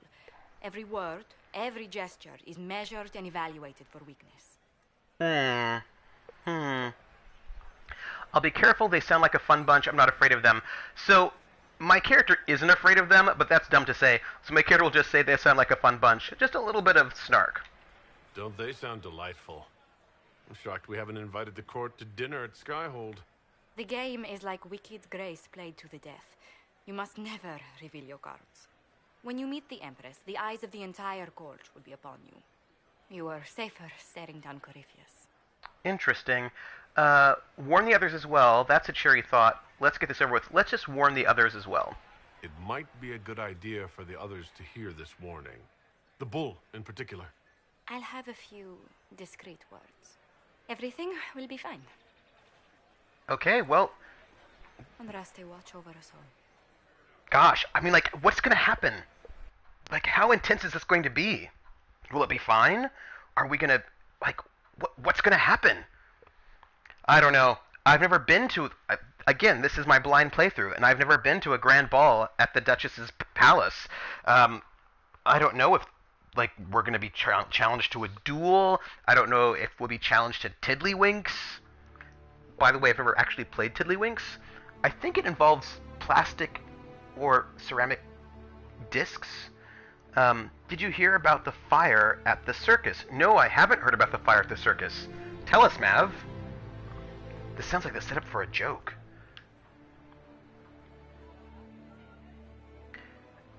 So this is, the Grand Palace, eh?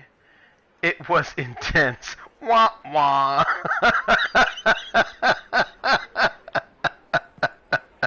Mav! That's really good. Mav, I have to... Have you heard about the new pirate movie, Mav? Yeah, it's rated R.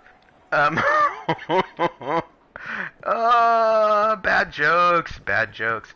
Oh, look, it's, make a nice comment about her dress. Girls like compliments. But what if it's the wrong kind of compliment? What if in Orlais, you're not supposed to compliment dresses, you're supposed to do some other sort of wacky thing? Or, like, what if you compliment it in a way that is actually an insult? Like, I don't... Oh, all sorts of part of the palace are roped off from us. So I think we just have to go and make our grand entrance. And I'm actually very concerned about what this will mean. All they do is just... Is that the Inquisitor? A Dalish? No, that cannot be. Yes, it is me. I'm the Inquisitor, and I'm Dalish. That is correct. Okay, look, these are our people. Let's see what they have to say. I need to have this jacket let out a little. Oh, Colin's put on a little bit of weight. That's cool. The sooner we go in, the sooner we can get this over with. Of course, Cassandra would not like all of the, How can they call this a vestibule? It's a foyer. Please, it's barely half the size of the foyer in the Imperial Palace. It's obviously just a vestibule. I'd call it more of an antechamber myself. No one asked you. They're arguing about whether or not this is a vestibule, an antechamber, or a foyer. How These things could are... the Empress afford to renovate the palace without war going on? I heard that it wasn't renovations at all. The palace was damaged by Gaspar's catapults. He fired on the Winter Palace? That's monstrous. Ooh. I like that I'm learning all sorts of... I don't know how I feel about this Gaspar. I don't know how I feel about it. I don't know how I feel about usurpers in general. Although, I don't know how I feel about people who are... Who are hereditary monarchs. Has there been any news of Paragon Iduken? No, King Harriman has been forced to declare the Paragon dead. Oh. No, that's my old character. Hey, I'm not dead. Maybe I am, I don't know. Ooh, let's eavesdrop. Let's do it.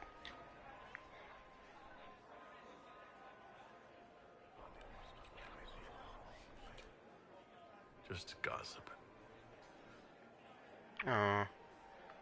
Nothing good? Bummer. Oh, maybe we can eavesdrop again?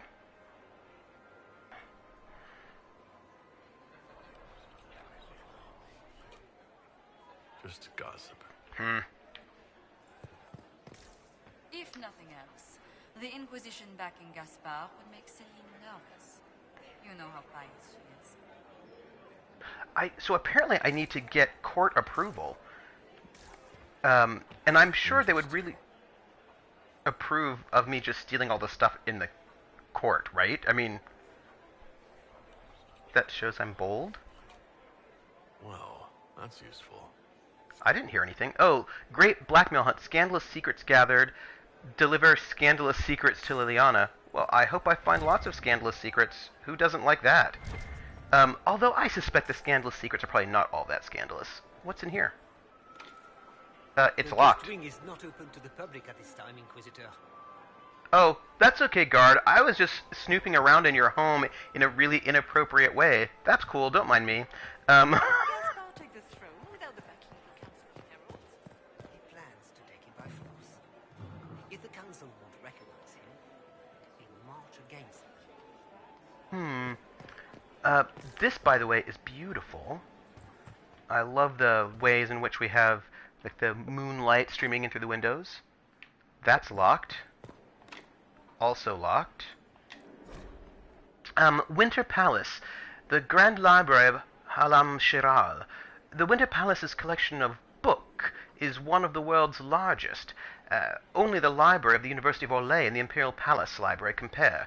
Famed cabinet maker Gustave of Valfontaine designed and built the shelves, the finest examples of his marquetry technique still in existence.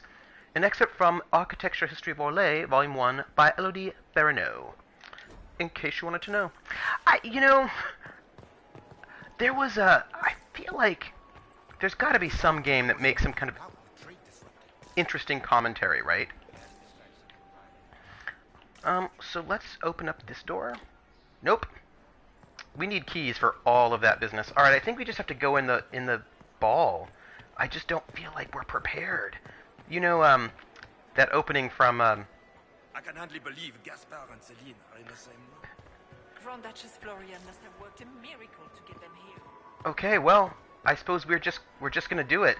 I don't think I'm prepared. I feel very World of Warcraft. You are not prepared. Let's say hi to the Grand Duke Gaspard one last time. Maybe he has a tip for us. I don't know. I want scandalous secrets.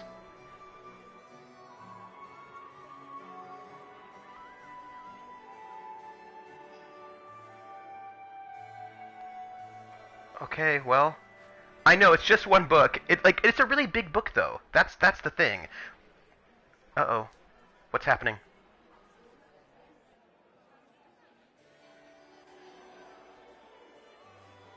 I think. And now presenting it's us. Grand Duke Gaspard de Chalon, and accompanying him, Lord Inquisitor Lavellen. Oh, people are gossiping about us.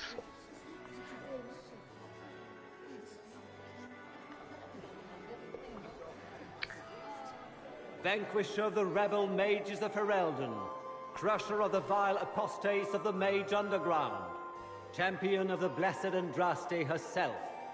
Did you see their faces? Priceless.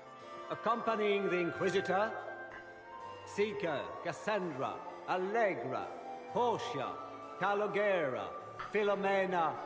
Get on with it. Pantagos, 14th cousin to the King of Navarra, 9 times removed, hero of Orlais, right hand of the divine. Lord Dorian Pavus, member of the Circle of Arantium, son of Lord Magister Hallwood Pavus of Azariel, the Iron Bull, leader of the famed mercenary company Bull's Chargers, as the name might imply. Sir Cullen Stanton Rutherford of Honley, commander of the forces of the Inquisition, former Knight Commander of Kirkwall. One's walking. Uh-huh. Lady Liliana, Nightingale of the Imperial Court, veteran of the 5th Blight, Seneschal of the Inquisition and Left Hand of the Divine. And Lady Josephine Charette Montillier of Antiva City, Ambassador of the Inquisition. We have a good group of people who are here, and let us walk in this grand... Like, by the way, that floor is very shiny. Somebody worked really hard to shine that up. That's all I'm saying. Oh, people are acknowledging us. That's nice. I suppose. But I feel like it's a trap. Too shiny. I know. What if it's shiny in a way that implies doom? Cousin, my dear sister. Grand Duke, we are always honored when your presence graces our court. Don't waste my time with pleasantries, Celine. We have business to conclude. We will meet for the negotiations after we have seen to our other guests. I like his Inquisitor. Bow. Lord Inquisitor, we welcome you to the Winter Palace. Allow us to present our cousin, the Grand Duchess of Leeds, without whom this gathering would never have been possible. Who's the What assassin? an unexpected pleasure. I was not aware the Inquisition would be part of our festivities. We will certainly speak later, Inquisitor. What if she's the assassin? Your court is like a cool wind on a summer's day. Oh,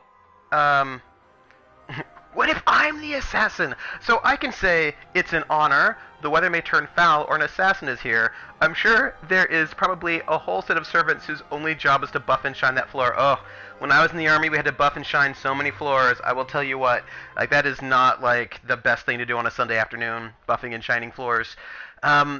So I'm just not going to say there's an assassin here because we're right in the middle of everybody, and that seems like it would cause a scene, so we won't do that. The weather may turn foul. Like, I don't know. We're just going to say it's an honor. I'm delighted to be here, Your Majesty. We have heard much of your exploits, Inquisitor. They have made grand tales for long evenings. How do you find Haram Shiral? Oh, call off the ball. Again, I just feel like you can't just say these things in the middle of a whole deal and say, oh my gosh, there's an assassin. I feel like that's not subtle, and that's not good etiquette. I will just say that it's... But the thing is, the weather may turn foul could be a subtle way to make a warning, or it might seem like an insult, you know? I'm bad at this. I'm concerned that it would be like, that she would take it as an insult. Like that maybe I'm the one who's going to turn the weather foul. I will say that I can't do it credit. I have no words to suffice. Alam Shiral has many beauties, and I couldn't do them justice. Your modesty does you credit, and speaks well for the Inquisition. Feel free to enjoy the pleasures of the ballroom, Inquisitor. We look forward to watching you dance. Oh, I don't know if my character can dance. That's a good question. Inquisitor, a word when you have a moment. Of course. Like, I want to give her a warning, but not when everybody's looking at us, and not in a way that might be taken as some kind of weird insult. Okay, so here we are, we're in the ball. We're here. We need to get a lot of court approval, but also, I want us to find scandalous secrets. Can you believe the Inquisition filled its ranks with apostates? You just know that will end badly. Maybe they should stop gossiping about us so much. People are being mean. We're just the Inquisition. Antiva, and third Talon of the Antivan Crows. Oh. I don't know if I have to dance with her. What if my character can't dance? Is it true the Inquisitor was headed out of the Fade by Andresti? It may not have been wise to attend this particular engagement, Yvette. I didn't want to come. Mother made me. At least Haram Sharal has such pretty gardens. They're so darling. I took out my parchment. Not another book of poetry. You can, but if your friends don't dance... Josephine! Oh, Josephine! Is this him? Inquisitor, please allow me to present to you my younger sister. Oh. Yvette Gabriella Montillier. Oh, a pleasure. Delighted to meet you, Lady Montillier. Inquisitor, I've heard so much about you, but not as much as I want. Josephine writes, but she never tells me anything. Is it true? Rebel mages in Redcliffe were performing blood rites and orgies before you stopped them. Where did you hear such nonsense? Blood rites and orgies? Antiva says so. Is it true? I'm afraid not. Sure, why not? Not at all. Let's just say not at all. Of course not. How do people come up with these ideas? Oh, how dull Redcliffe must have been then. Of course she wanted there to be blood rituals and orgies. Let's see. Who would you support here? Tell me about yourself. How's the evening? Any tales about Josephine? Let's start with, tell me about yourself. You start that way. Tell me about yourself, Lady Yvette. This is the first time I've encountered any of Josephine's family. She would forget to mention the artists. I've been studying painting under Antiva's royal tutors. You should be proud, Josie. I'm going to be exhibiting my work next season in the city's biggest salon. Have you actually sat down and finished the painting yet? I must wait for my inspiration. And I must wait for your tutor's pins. You cannot wait for inspiration. You gotta do your job. Let's see. Any tales about Josephine? This may be my only chance to hear about when Josephine was a girl. Oh, yes.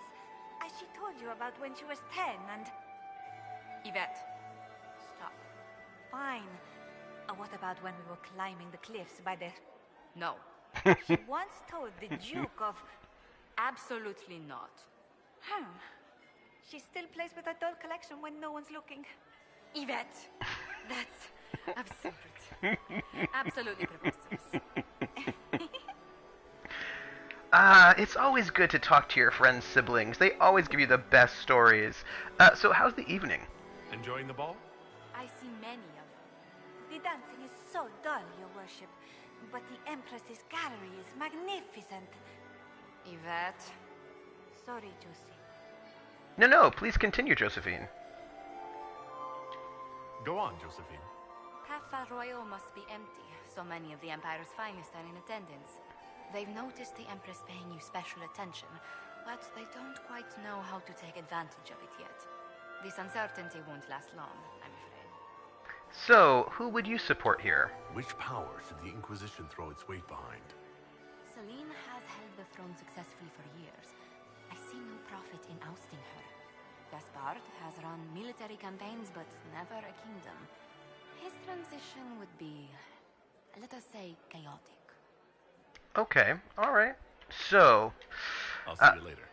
I think it's interesting how you're not supposed to play with dolls, but you can totally play with action figures or miniatures. Or, what's the word? Model boats. Boats in bottles, right? I'm just saying. Alright, there's a door. We can't get in. Funny that, says Mav, and Mav's like, the reason why is sexism. That's why. Like, not subtle. Ooh, alright, looks like... I hope you tour the Royal Wing Gardens again. Maybe... I have heard that they are the finest in the Empire. Some scandalous secrets here? Ooh, a compendium of Orlesian theater. Who's saying this? This is being said by... Magister Pelinar. You can't play with anything... I am not too old for play. I can play all the time. The most unusual part of Orlesian theater, appropriately enough, revolves around our southern neighbor's love of masks. Every actor wears a mask, and every mask follows a hierarchy of shape and colors that indicates to the audience the character's importance, sort of like Commedia dell'arte. Half-face green masks indicate a leading male role, for example, while half-face purple masks are for primary female characters. Full white masks are reserved for roles of no clear gender, such as spirits, except for demons, whose masks must always be black and red. Further complicating matters for those new to Orlesian theater, an actor's face or sex has no bearing on the parts they can play. If a director believes they can sell the part, men can play dowagers, women can play dukes, and an elf can play a king. Once donned, the mask is understood to be absolutely them. None of the actors I spoke to could explain to me the history behind this tradition, but bristled when I suggested other nations find it strange.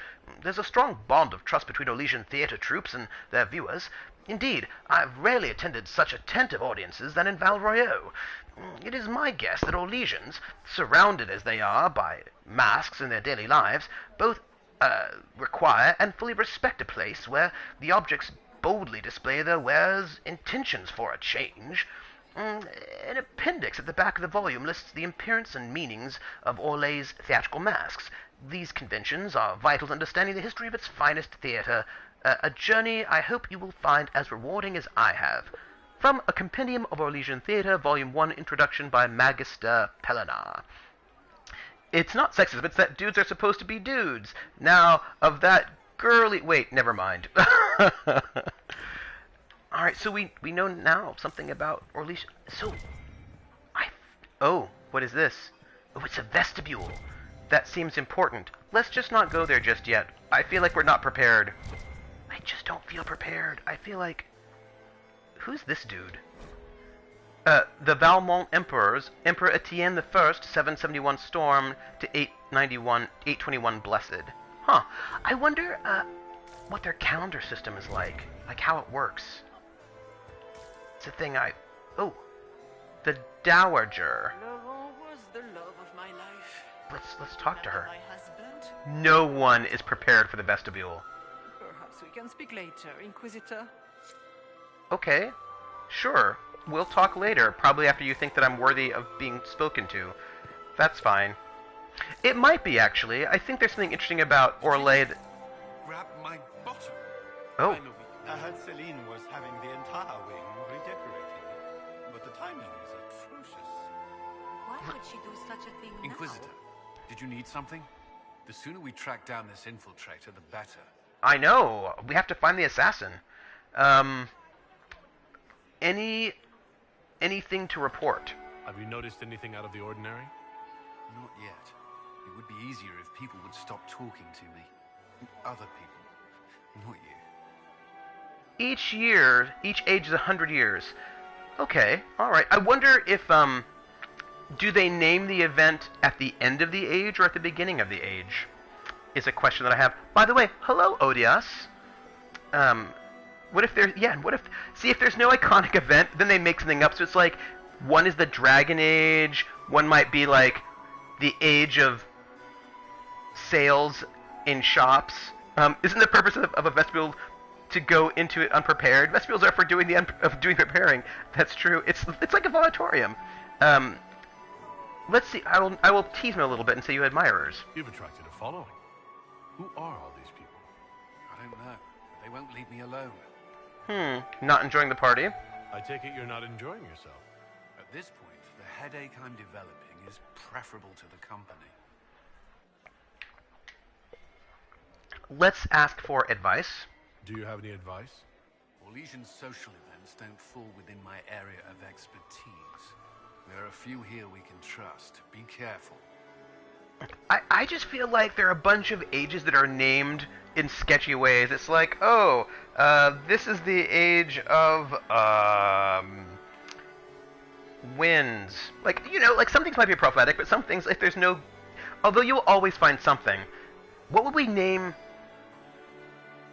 See, the thing is, I also think that people get weird about it, right? So, like, if we were going to name the centuries as ages, right? What would we call the 20th century? Like, I imagine we might say, oh, it's the age of wars, because we had World War I and World War II. But, there were wars. This is the dawning of the age of Aquarius. Who do you think the Inquisition should... He's going to go with Gaspard. His claim to the throne is fair. Orlais needs someone capable of responding to the crisis at hand. A military-minded leader seems the best option. Of course he would think so. Carry on. We'll talk later. I await your signal. So, I think we've spoken to everyone. Not since his regiment joined the fighting. Okay, we've spoken to everyone. I think we have to go into the vestibule. I think that's... the only... Maybe it's not the only thing we can do? Maybe there's some things out here that'll be interesting. Are we still in the age of Aquarius? You know, that's actually a really good question, because I think it has something to do with when planets are in various spaces and various constellations. Alright, we're gonna go into the vestibule.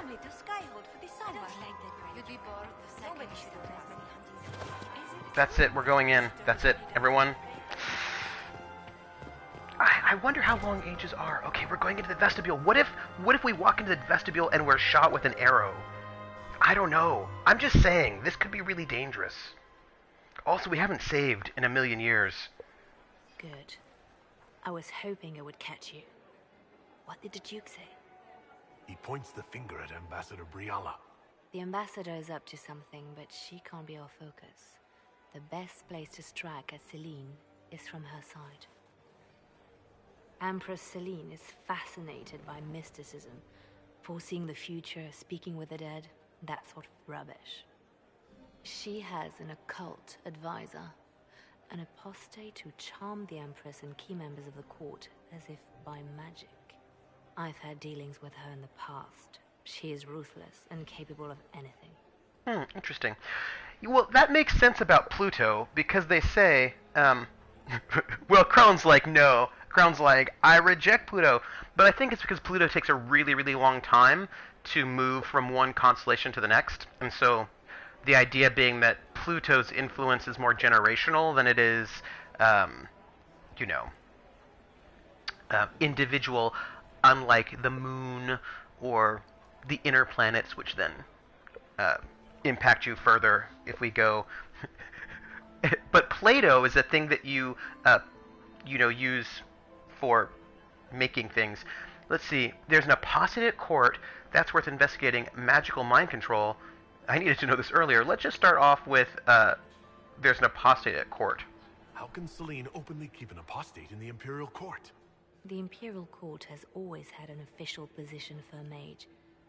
Before now, it was little better than court jester. Vivian was the first to turn that appointment into a source of real political power. When the circles rebelled, technically every mage became an apostate. The word lost much of its strength.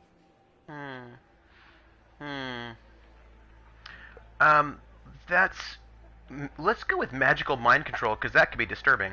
You think she's controlling the minds of the court? That's powerful blood magic. She's worth investigating. Can't be sure of anything here. Both leads point toward the guest wing. It's a promising place to start. I'll coordinate with our spies to see if I can find anything better. I will be in the ballroom if you need me. No, that's Plato. No, I'm just messing with you all. We have... Oh. Here we are. That's the grand ballroom. I suppose we're in the vestibule. I don't know. I'm nervous. The guest wing. Oh. Well, we will... I suppose we'll just go into... Let's save. Everybody, we need to save. I think that we haven't saved, and I feel like there'll be assassinations and murder all the time. Do we have a good map? Alright, what do we have here in our map?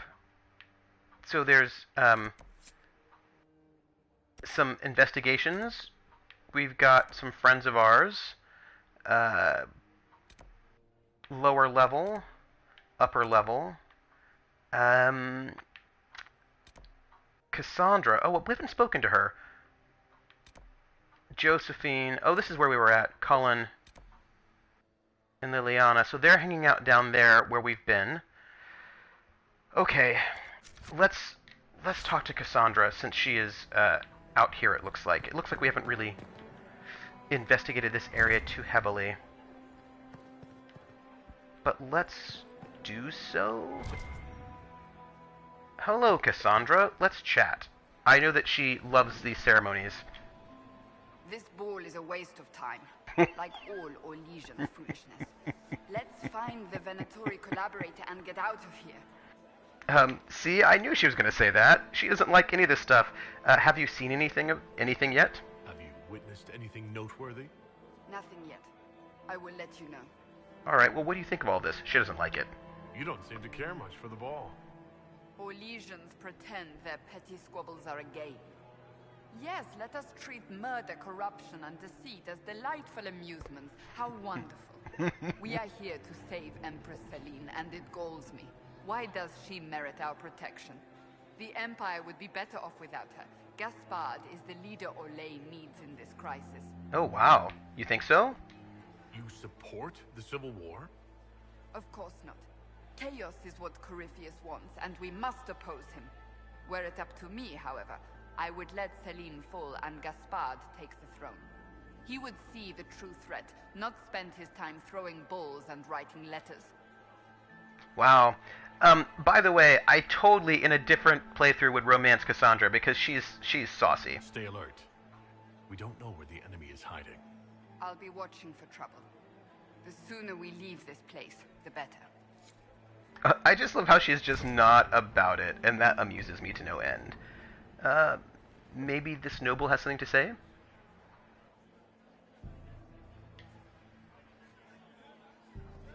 No, apparently not. Nothing interesting. Alright, we're going to just do a walk around in here and see if there's anything of note. I don't think there is.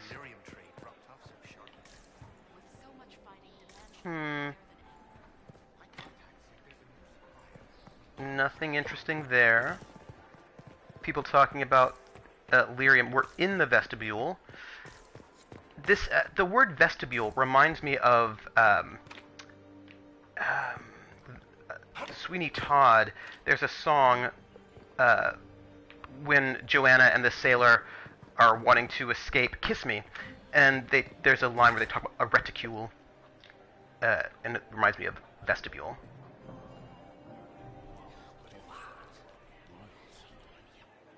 Nothing interesting. Alright, we're going in the guest wing. Here we go, folks. We're not going into the Grand Ballroom because I feel like the Grand Ballroom is a trap. Because I'm afraid that of BioWare characters' inability to dance. That's all. Trophy room. No, it's locked. Alright. What is this? Emperor Raville. Alright, lots of Valmont Emperors. Whispering Elf. Maybe. We are not serving drinks. Bother someone else. Yeah, but who are you? Elves? I want to know. Interesting. Let's eavesdrop on them, shall we? The package is in the guest wing. Upper room. The one of the garden. Statuette.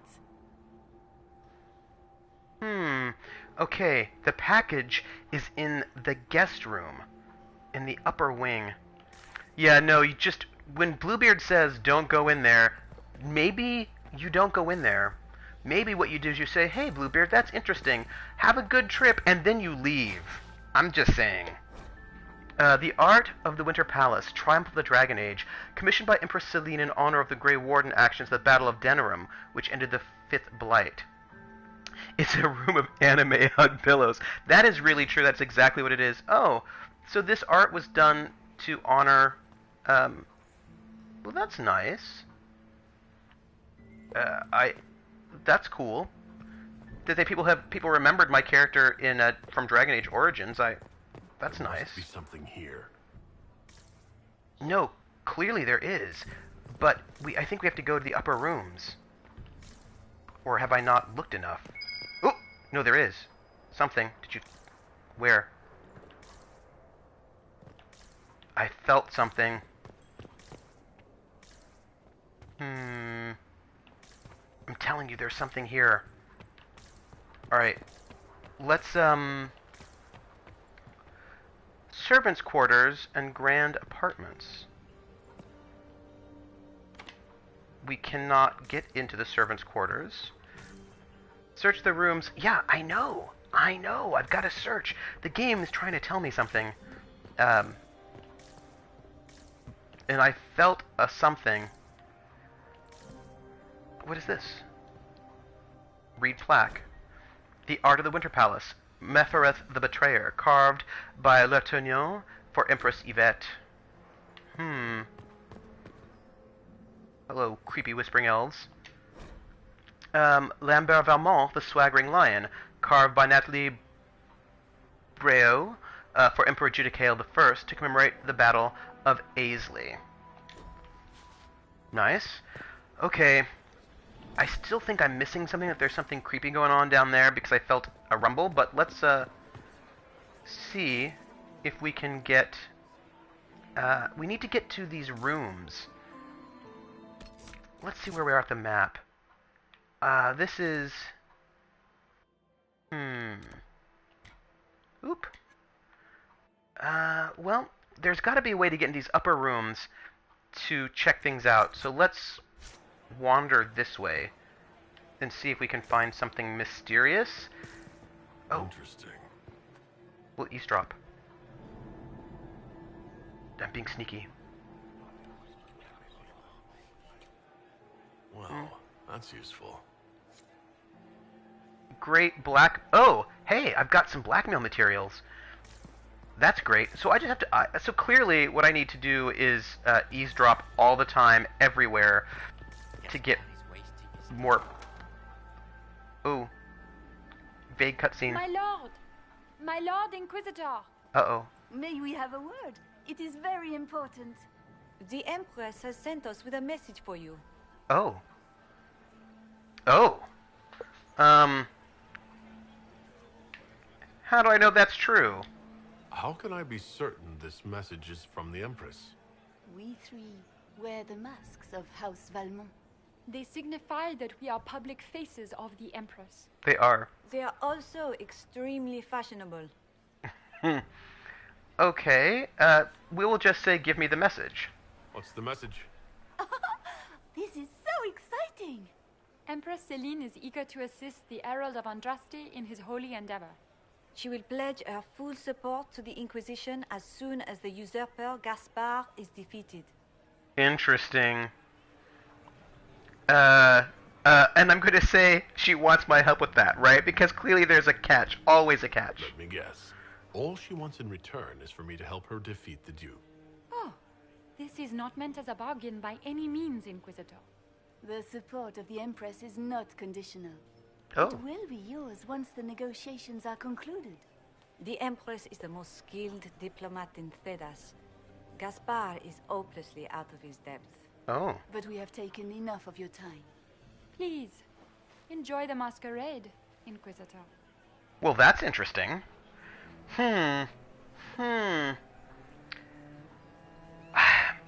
feel like, gang, I feel like there's so much mystery here, and we're not... I feel like there's so much mystery. Where do you even walk?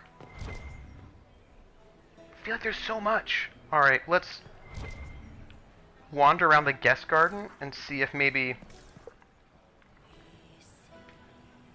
Did you need something? No. Who's this person with the weird mask? Perfectly practical hats. It's where you store your spare chicken. This is actually important. Spare chickens are very important. Oh, it's Dorian. This is all so familiar. I half expect my mother to materialize from the crowd and criticize my manners. Oh, we should dance. Thank you for coming. Investigate. Let's investigate first. Is this like a Tevinter party? Is this how the elite of Tevinter carry on? You could almost mistake this for a soiree in the Imperium.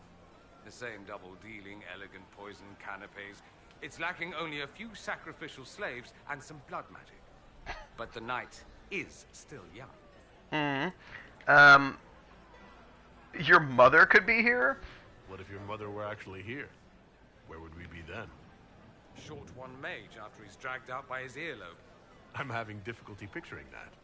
Picture me a young boy of 5 years then. She certainly always has. Odious, since I'm watching the chat through PS4, the messages get messages get cut off if they're too long. So you say, so slightly unrelated, this reminds me of when I did a Dragon Age tabletop. I used the Orlesian student background. How does one solve the... so fill in the rest of the message. I want to know what happens. Solve the issue of Darkspawn blood corruption. Use that hard-earned degree to build a trebuchet. You know, I have heard... So I like Dragon Age, and I am anything to report. I'm interested in the game. Seems like harmless political intrigue. A few murders arranged. Some scandals contrived from nothing. Like a homecoming, honestly. We should dance. Don't wear yourself out mingling. I expect a dance before this is over. Dancing with the evil Magister in full view of every noble in Orlais. Yes. How shocking. They'll live. You say that now. If you can find me 10 silk scarves, I've got a dance that will really shock them. I love that Dorian is just so scandalous. That is awesome. So who else do we have roaming about here? Oh, is that blood? Hey, that's blood, everybody. Do you see that? There's blood here on the ground. Does nobody else see that there's blood here? There's blood here. Lady Nightingale makes me nervous. She should make you nervous. I'm disturbed that nobody seems to be caring about... Oh, it's just... Mav's like, no, it's just paint. It's cool. What is this? Let's read the plaque. Art of the Winter Palace, the Lady of Regrets. For the wisest lady in all the land, the criers called, come one and all, to hear the words like jewels, bright with meaning and grand purpose. When all had come and gathered near, the lady spoke, beyond us is a field empty of rightness and wrong. There you may find me, my soul unarmored, and my shield surrounded by my tears, for those who yet say no regrets. Let sorrow water what's dear. Wisdom cannot grow in the barren sand. Oh, I suppose that's true. They do care so very much about, hi. Oh, I can climb this. Let's climb it, then. I mean, I'm sure people will note, like, be wondering, what is he doing climbing? Oh, exploring the off-limits spaces of the palace can yield rewards, but take care not to be gone too long. When you're absent from the party, people will notice, and your court approval will drop. Oh my goodness. Man, I should have brought water. That is always... Look, there is blood here too. And also blood here. Okay, look, there's clearly something going on. Alright, we're in the library. Something mysterious is happening. Ooh! We're gonna pull this book. I need to get back before I missed. I know. But we found a secret location. Loot, which is great, but I want clues. The only thing going on is that you're a snooping snooper. I am a snooping snooper. It's fine. It's fine. When you see blood, call the guards. Halam Sharal investigation clues. Lady M. I need you at my side tonight. The unpleasantness in the royal wing has convinced me there is no safety within the palace. I do not expect my cousin to employ magic, but I would hardly be surprised if he provoked another infestation.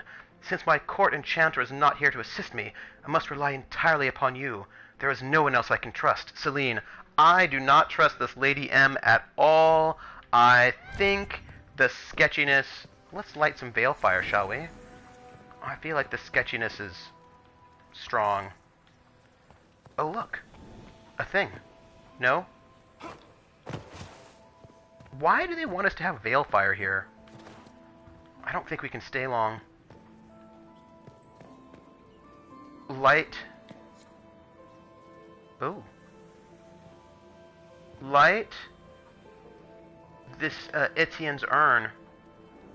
Alright. Why are we doing this? We're lighting lots of urns, apparently. That one's blue.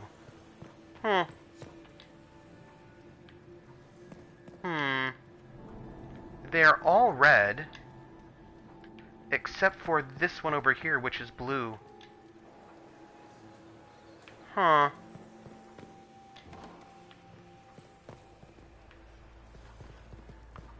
I think we need to get back to the party soon. Ugh. It is a puzzle. No, you can totally say it's a puzzle. It's totally a puzzle. It's clearly like an exciting puzzle. I'm just worried about the fact that we're losing court approval with every moment. We've got some secret correspondence. There's so much stuff. We need to get back to the party. Okay, I think we're back at the party. Okay, we're back. Although we have just totally lost a bunch of court approval. We need to get more court approval. Clearly. I had no idea. Yeah, I think that's what we're going to have to do. We're going to have to run back to the... Like, so we're back in the party. People will notice around. But we clearly need to go back because there's a puzzle there. We're not going into the grand ballroom. It's too soon. But, okay. Alright. So, we have got a doorway. We're in the party. I want to get more court approval, but I'm not quite certain how to do it. Alright. Let's go back. I felt so rushed. Alright. Alright, we're back in the Grand Library. And we have a... Well, hold on a second. Let's go back over here for a moment. Because it seems like there are locations we should be paying attention to. Upper level, we have to investigate some stuff. What is this? Right, so we've got things to investigate. We've got so much, including a mystery. Alright, we're running back in to the library where we should not be, which is fine. I don't mind snooping, because I'm Snoopy McSnooperson. Alright, let's try... Oh. Can we open this door? We lost like 5 whole points. Our court approval has gone down again. I don't like it. Loot. I mean, loot is great. Snooper duper. Trooper, the snooper duper super. Snooper. Trooper, the super duper snooper. Okay. Here's the thing, everybody. We are losing... Oh. The scandalous testimony. We got some of that. That's great. We've got loot. Oh my gosh, we are losing approval so fast. I think we have to go back. Okay, we're going back real quick.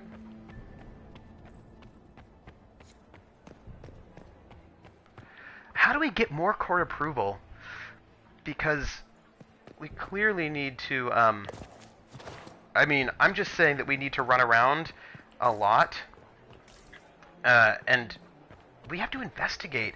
This is very stressful. I just want you to know that I'm stressed out about the fact that we need... No, don't give me advice yet. Not yet. I'm sure there's a way to get good approval. Alright, let's see. Alright, here we are. We have this interesting puzzle. The Grand Library, this is the way we came in. Let's just climb down for a moment. So that we're at the party. So that people don't think ill of us. There is something over here. Does anyone have a report on the casualties in the day? There are apparently casualties. Alright. Oh, what is that? Is it true? Where's the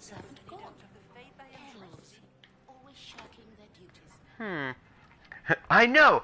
Just climbing the trellis in a super subtle way. Yeah, that's what I did. I went to the party, but the thing is, it's just like you don't... Ooh. You just don't get to, You must be mistaken. No, I'm quite certain it was blood on the tiles. Oh, yeah. If they're playing the game, they're not doing it very well. You don't leave evidence if you play to win. With Gaspard and that elf woman here, the only one playing to win is Celine. Well, I mean, we are getting more blackmail material. That's not bad. You only say that because you fancy the Empress's sped up estate. It sickens me to think of the chaos those Maleficarum are causing across the Empire. Even you cannot deny that the Templars abandoned the faithful in their darkest hour. How can you condone that? They are the ones who should be brought to heel, if you ask me. So, Odious, here's my thought on advice. If your advice does not come through from a playthrough, if you just like, I have an idea, then lay it on me. Are all the Delancey's here? Maker, I hope not. Did you need something? Oh.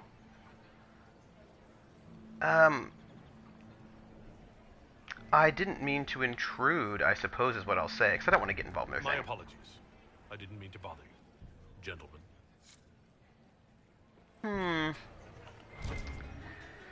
Well, I suppose we're gonna have to go up the trellis again.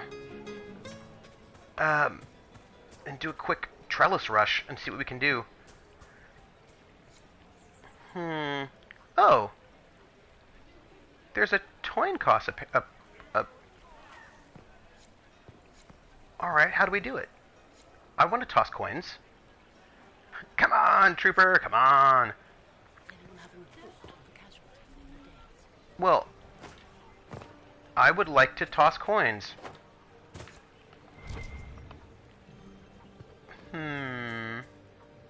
How do I toss coins into this thing? I don't know. But if there's a coin cost, I want to do it, because that seems fun. We'll do it later. We're going to climb up the trellis again. Because clearly, there's a mysteriosity. Alright.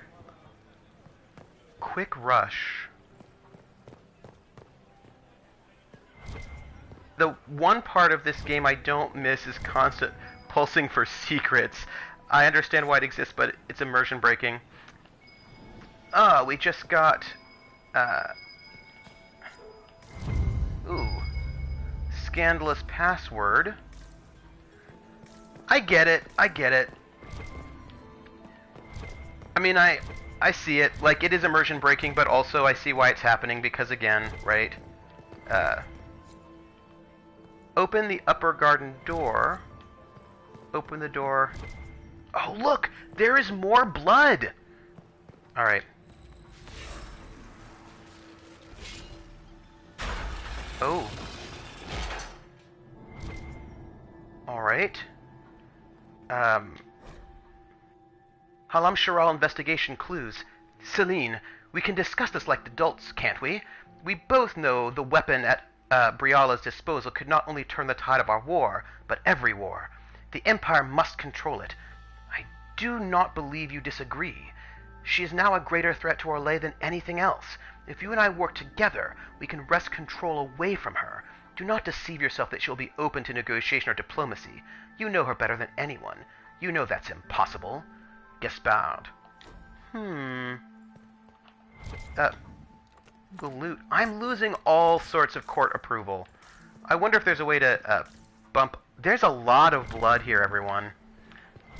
I just thought I'd point that out. There's a lot of blood. Alright, I clearly have got to... yeah, clearly I've got to get back down to the party. Okay, so there's got to be a way to... Oh, it looks like the longer you're at the party... Well, there was dead bodies in that room, so... Wait. Wait a minute. Did you see dead bodies in there? Alright, I've got to go back up. Because if they're dead bodies,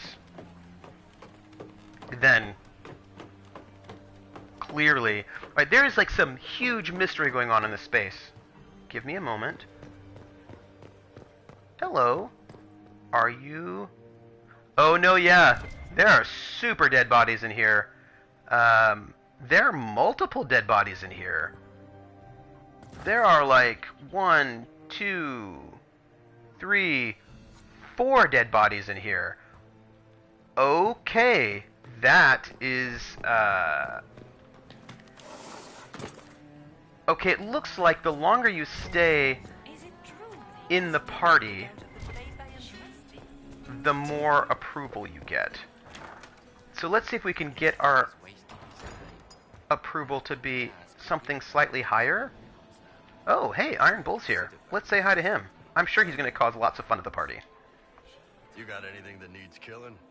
Because the nobles keep messing with me and they think I don't know they're doing it. If this keeps up, I'm going to wear somebody's skull as my fancy little mask. Let's investigate. Give me a Ben Hasrath read. Look at this with the eyes of a Ben Hasrath. And tell me what you see. It's a mess. Everyone's trying so hard to hide that they're walking around in plumage. Makes it tough to spot the dangerous lies, as opposed to the normal stuff. Oh, but that couple over there with the silver masks, the woman's doing one of the nobles, and the guy's doing 2 different servants. Oh. It's all politeness and being smart without letting people know you know that they know. Mm-hmm. See anything interesting? Anything catching your eye? They've got these candied nuts with some kind of spice on them. It's sweet until you swallow, and then... bam! Hot.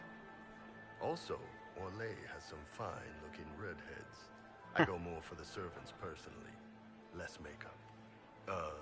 Nothing on the assassins, though. Do you like masks? What do you think of the masks the nobles are wearing? They're no good as disguises, and they don't cover the mouth or hide body language, so they're not much help for lying. As fashion goes, I don't know. I've seen dumber. All right. Talk to you later, Paul. I'll just stay here and eat. That's fair. So if that's the case, then maybe we can go back to these people Inquisitor. and say that I favor leashing the Templars too, and see if that gives us Did I hear correctly? some If you're interested bump. in bringing the Templars to heel, you may have found an ally. If that's true, I would welcome an alliance with the Inquisition.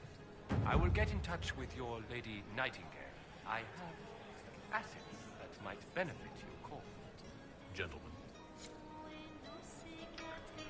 Well, we got an agent. We just didn't get any court approval, sadly. But we got an agent, so that's something. Alright, we're going back in here where we're in the party.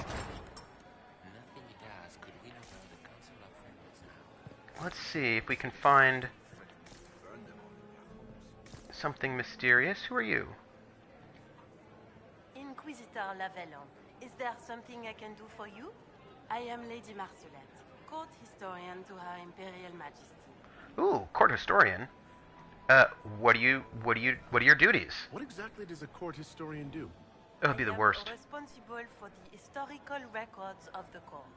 I maintain our library and record all official proceedings. Are you recording the ball? Are you here to chronicle the events of the evening for posterity? Oh, yes. This is a momentous occasion. The first meeting between the Grand Duke and Her Majesty since the war began. Even if, maker forbid, the talks should fail, it is an important moment in the history of the Empire. Good evening, Lady Marcelette. Another time, perhaps. I am just not upping my court approval at all, and that makes me so sad. There's again with these whispering elves who are whispering around blood. Let's chat with them. Inquisitor Llewellyn, don't head into the servants' wing if you value your neck. Not one else gone in there tonight and come out again.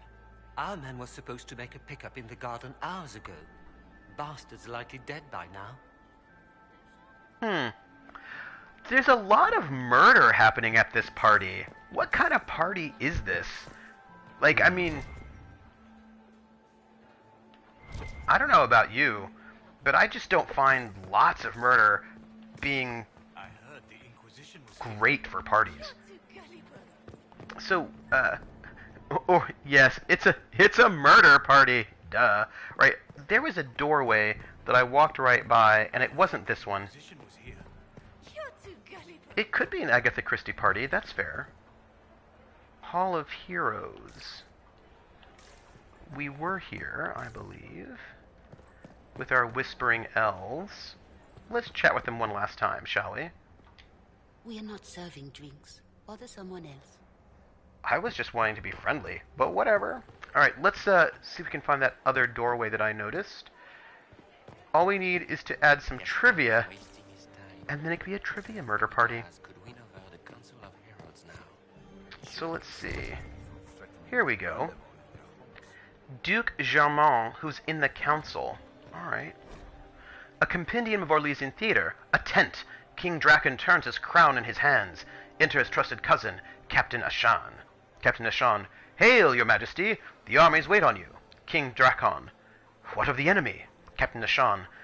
The blighted ones mass on the hill, in larger numbers than ever we've seen. King Drakon. We are outmatched on the field. Captain Ashan. Andraste armed us with faith. King Drakon. Our allies are weak from Cumberland. Captain Ashan. We are aided by the Maker's word. King Drakon. I do not doubt. Captain Ashan. Yet your body is vexed. Drakon throws down his crown. Pride killed our prophet. Her sacred words are all we've left. If victory spurns us, who will carry them forward? Who will bear the chant of light? Captain Ashan. Cousin, the army waits. Captain Drakon. Maker, for a soul fit to lead them. From The Sword of Drakon, an examination of the life and history of the Father of Olay by Marquise Freyette. It's little wonder that King Drakon's life is one of the most popular tales in Orlais. After founding both Orlais and the Chantry, the charismatic young noble battled the Second Blight for the rest of his reign. Freyette's plays are notable for being the first to portray Orlais' founder as a man beset by doubts, as are we all, instead of an idealized cipher. A few Grand Clerics attempted to ban the play, saying it criticized the current state of the Chantry, but The Sword of Drakon proved too popular among the masses, and the nobility remains a staple of Orlesian theater to this day. My horse for a kingdom. Exactly. This is super Lear. From A Compendium of Orlesian Theater, Volume 2, Classics of the Storm Age, by Magister Pellinar. There is an awful lot of Shakespeare right there. Ooh. We can, it looks like, pick up Caprice coins. Oh, alright. Okay. Eavesdrop.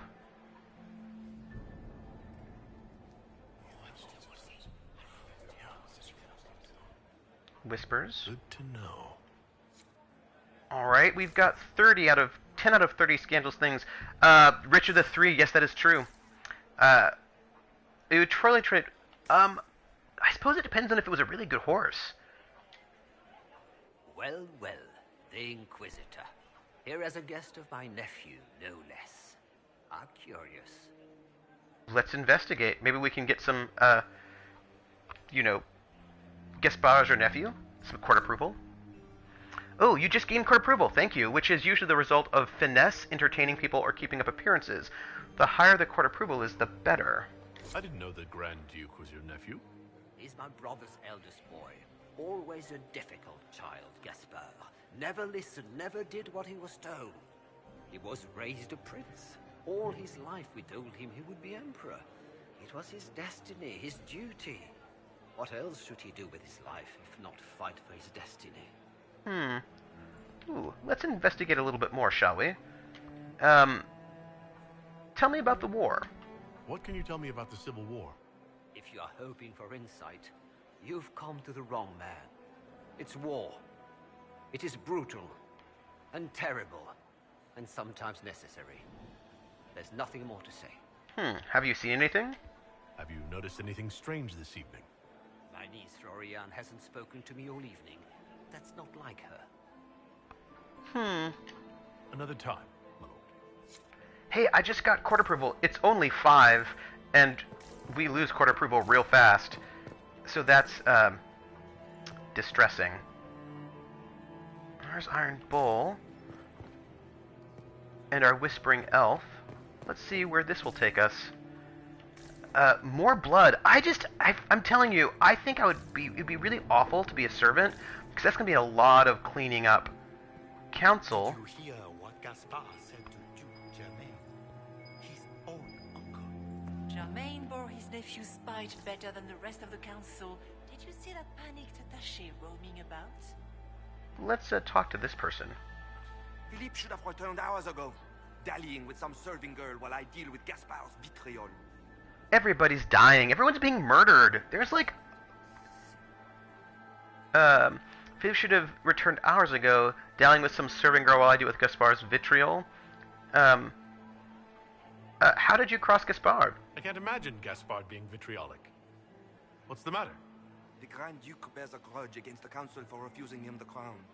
He's threatened death if they refuse him again, collectively and individually, along with their vassals. Oh, I just lost court approval because I was too direct or blunt in my actions. I know, hello. So, I just, What backwater did you come from? Everyone knows that. I just lost court approval. This is no good, my friends. I have no court approval. I only have 10.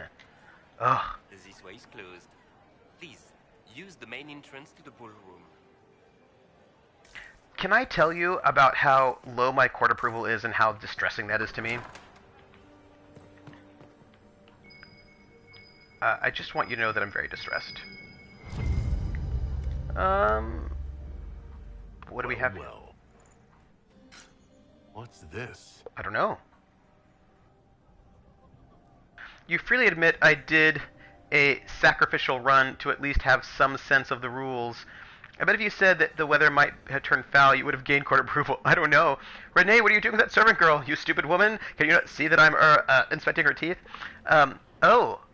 Investigation clues. Clara, kitchen staff, entered servant's wing by main stair, 1:30. Vernon, undergardener, entered servant's wing from hall, 2:45. Sophie, chambermaid, entered servant's hall wing from 3:22. Marius, footman, entered servant's hall wing by main stair, 3:45. Briala, we need some immediate support down there. Something's gone wrong.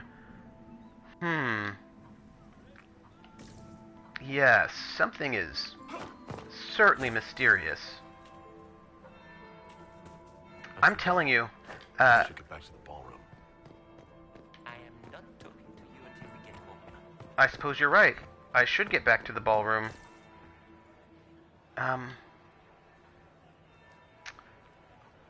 I only have 10 approval. This is bad, people. Because if I'm... I heard the Inquisition was here. Yes. Alright, we're going to have to find a way, my friends, to get more court approval. It is desperate. Desperate. Well, let's see. Here's our garden party.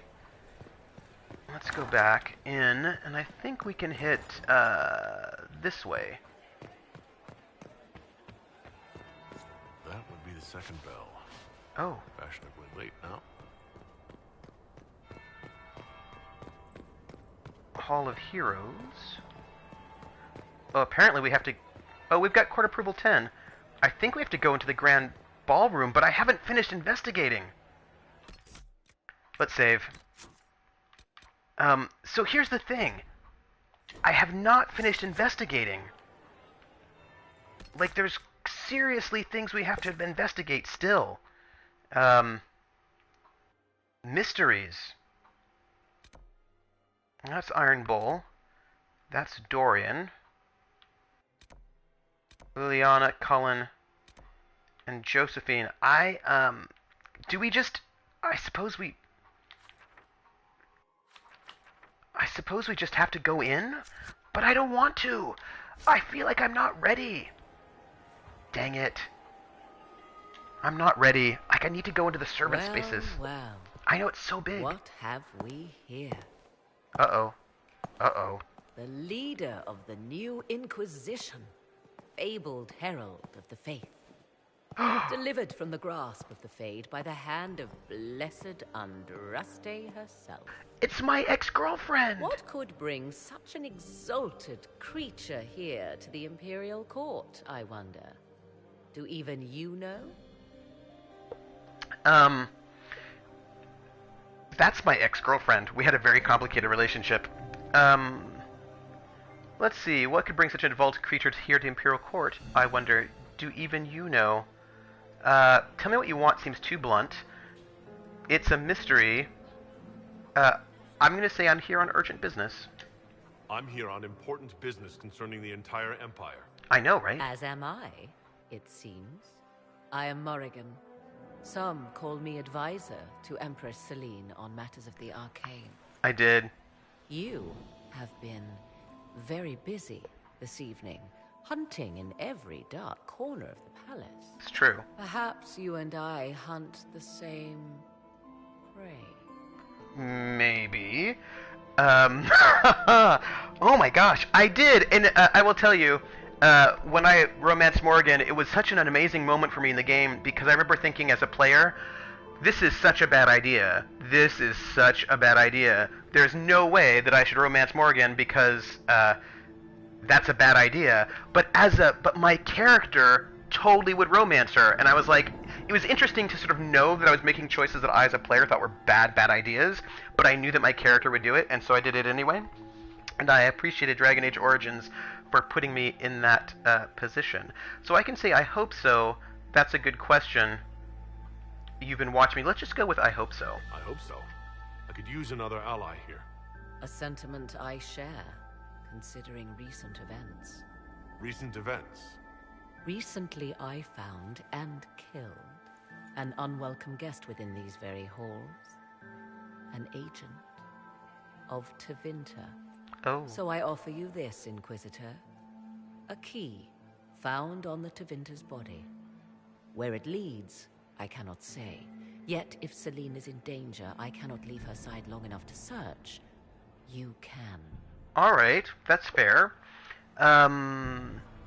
Let's investigate some. Is the Empress safe now? You left Celine alone. Is that wise? I must return to her anon, but she is safe enough. For the moment.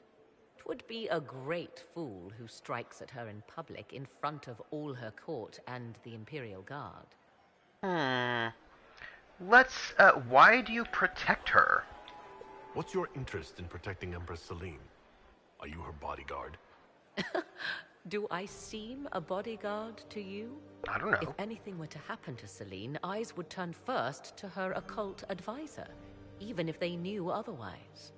There are sharks in the water, and I will not fall prey to them. Not now, not ever. Fair. Why did you kill him? Probably because he was dangerous. Why did you kill the agent? He might have had useful information. Sharks. I would not have slain the man on sight had he not attacked me first. Why? Undoubtedly I caught him in an illicit act. I did not know from whence he came until after the battle, and regret only that I could not capture him alive. What intentions the Imperium has here, I suspect you know far better than I. I mean, I just was like, oh... See, but my character, being a dwarf, right, doesn't care about the chantry and all that business, and so, like, the idea of, like... And also not being magical was not necessarily... prejudice against apostates, like, didn't care. And so there was Morgan, who was an apostate, people were mean to her, and so, like, we were both outcasts, and so we had this bond, but, like, wow, I was like, she is going to turn on you. Sometimes I like to go against the grain and just not do bio romances, play the cool, the cool-headed command type. Oh no, that's fine too. I think it just depends on the, like, I feel like for me, whether I do it or not depends on my character, like, how do I feel my character is, and some characters, I didn't romance anyone in Mass Effect 1, because I didn't think there was anyone that my character would romance in Mass Effect 1, because everybody was basically in my chain of command, and that's not, what you do as a, like, you don't do that as a commander. I know what door this opens. Briala's people are whispering about disappearances in the servants' quarters. This key may lead there. The ambassador does have eyes and ears everywhere, does she not? Proceed with caution, Inquisitor. Enemies abound, and not all of them aligned with Tevinter. What comes next will be most exciting. Oh my goodness. Yeah, no, yeah, because, I mean, everybody in Mass Effect 1 is in your direct line of command, and so, yeah, no, I mean, that's what it is, right? Like, every single person in Mass Effect 1 is in your direct line of command, and so that's, not appropriate, right? So there was nobody, really, that I could romance, and actually the other problem, too, is that of the people who... Right, okay, so Liana is not technically under your command, but she acts like she's 16 and she hero worships you. Like, she is super, super young in terms of maturity in Mass Effect 1. And she hero worships you, and she's really young. And so there was, like, no way I was going to romance Liana in Mass Effect 1. That was creepy. Just like I would not romance, this is what I'm saying. This is exactly PH. In the same way that I would not romance, Tali. Cause Shep's like 32, 31, 32. Yeah, I mean, you could sort of maybe make a case for, Ash, because she actually wasn't part of your ship, but like this Marine from this other unit that sort of was brought in, but still ends up being in your command, and like, there was just basically nobody who either wasn't super young or in your chain of command in Mass Effect 1 that I just did not feel at all comfortable romancing any of those peeps. So I think maybe, let's save. Yeah, no, totally. I totally agree with you, Odias. You're a Spectre, but you are the captain of that ship, right? There is a chain of command, and you are in charge of that chain of command. The Normandy is a ship that you command, and it's just not appropriate to romance the people who you are the direct supervisor for. Like, I mean, because it's not like there's another captain there's another person who's the captain of the Normandy and you're just sort of sitting there hanging out. You are in charge of that ship militarily, and like dating any of those people, that just really, like, I'll just say, like, as a former military person, I was like, I can't do it. Like, I can't do it. Either it's exploitive. I mean, it's just, all of it is like sexual harassment lawsuits just waiting to happen. None of it was good. I was like, cannot do it. So there's stuff that I really want to do. Hall of Heroes. No.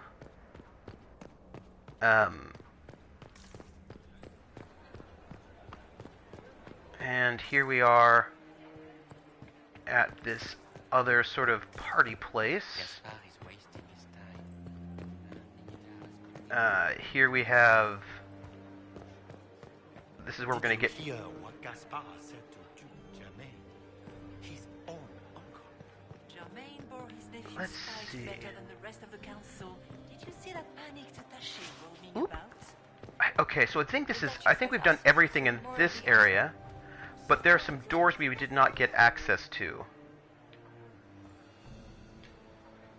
Inquisitor, enjoying the ball, I hope. I am. Let's enjoy the party. Good evening, Lady Marcelette. Another time, perhaps. Well, I'm at 20 court approval. I mean, that's something. Alright, let's, head back here into the guest garden, and maybe we can find... What is this? Yeah, exactly. Yeah. It's... if BioWare had romances that weren't people I could directly order to die, I'd engage with them more often. Yeah. I will say, on the other hand, that it felt a little bit different. Oh, I can toss a coin. Let's do it. I tossed a coin. I feel like it was a little bit different with Mass Effect 2 because you were on a civilian ship at that point in time. And so it felt a little bit different. And I ended up, and it's interesting because I ended up romancing, give it a quick look. Grand Library. Oh, I know where we are. I ended up giving,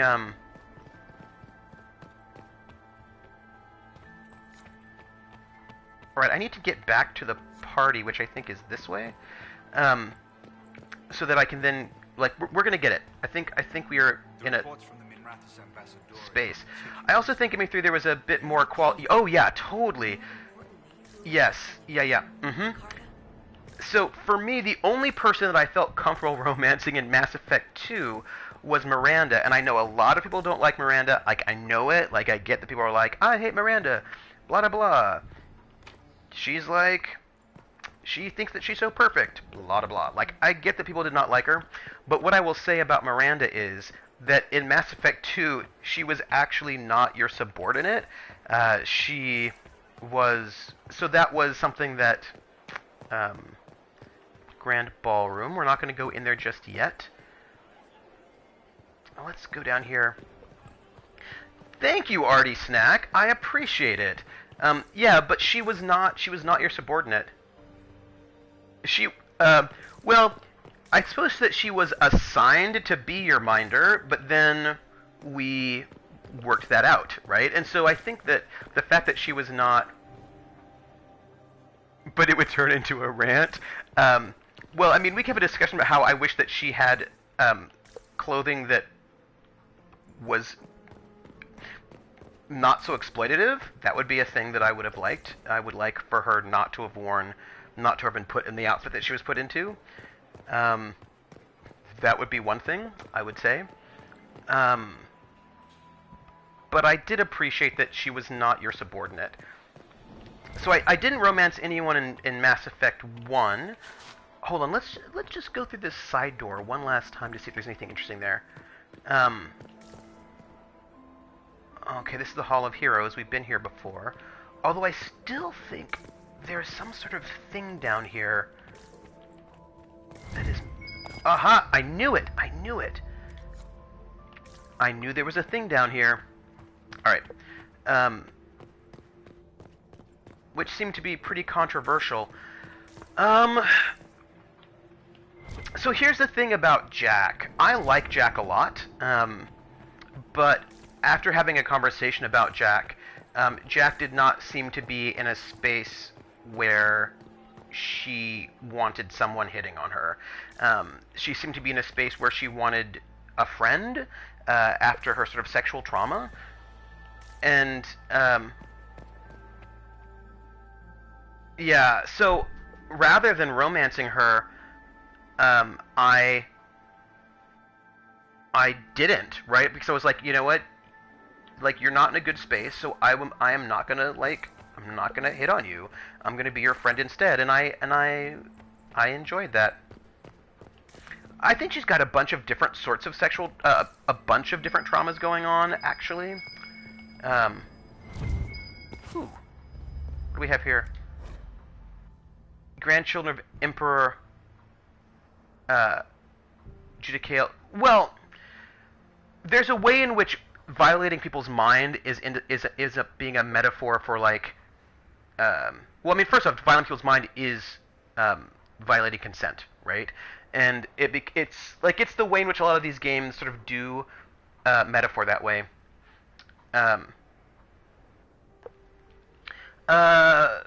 So we have grandchildren of Emperor Judicale Valmont I and Justice Catherine of Hossenberg.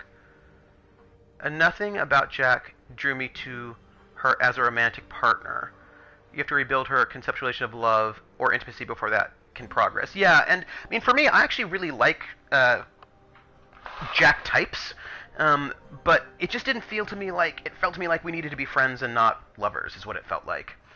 By Emperor Judicale II and Baronessa Emilia Campana, Crown Prince Etienne, Crown Prince Leopold, by Emperor Florian and Margravine Justinia of Hunterfell, Princess Evangeline by Prince Renaud and Duchess Clarice de Montfort, Celine, by Princess Melisandre and Duke Theodore de Chalon, Grand Duke Gaspard, Grand Duchess Florian. Interesting. Am I allowed to be here right now? I've been in here. Been in here. Been in there. Been in here. Right. Okay, going up here.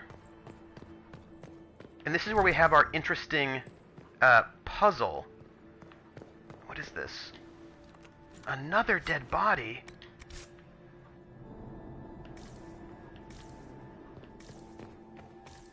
See, this is where we get an arrow. The arrow of time flies in only one direction. Its path lights our way forward. I respect why they had her say no, but I suppose I'm drawn to the Samara types.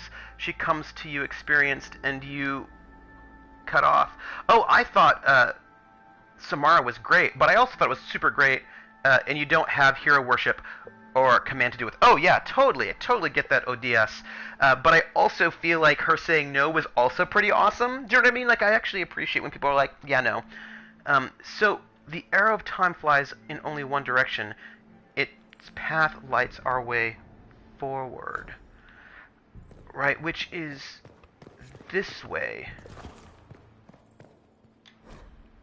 Etienne the First.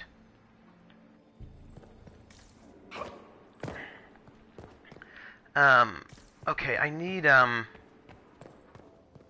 this veil fire. There's a courtly love aspect to it, something that cannot be... Yes, yes. So this is Etienne's urn, and it's the blue one, which I feel like... I also feel like I cannot stay here very long. Okay, so let's... Ah-ha-ha, my friends. Let's do this. Nope. Alright. Hold on. We don't have forever. We're losing... Oops. We are losing, The flaw with Jack's possession is you don't see it because she stays hidden. So, if just friends, you never get the full story. Yeah. Okay. Something just opened up. Oh! Oops. Okay. We are going to loot this place and then get back to the party.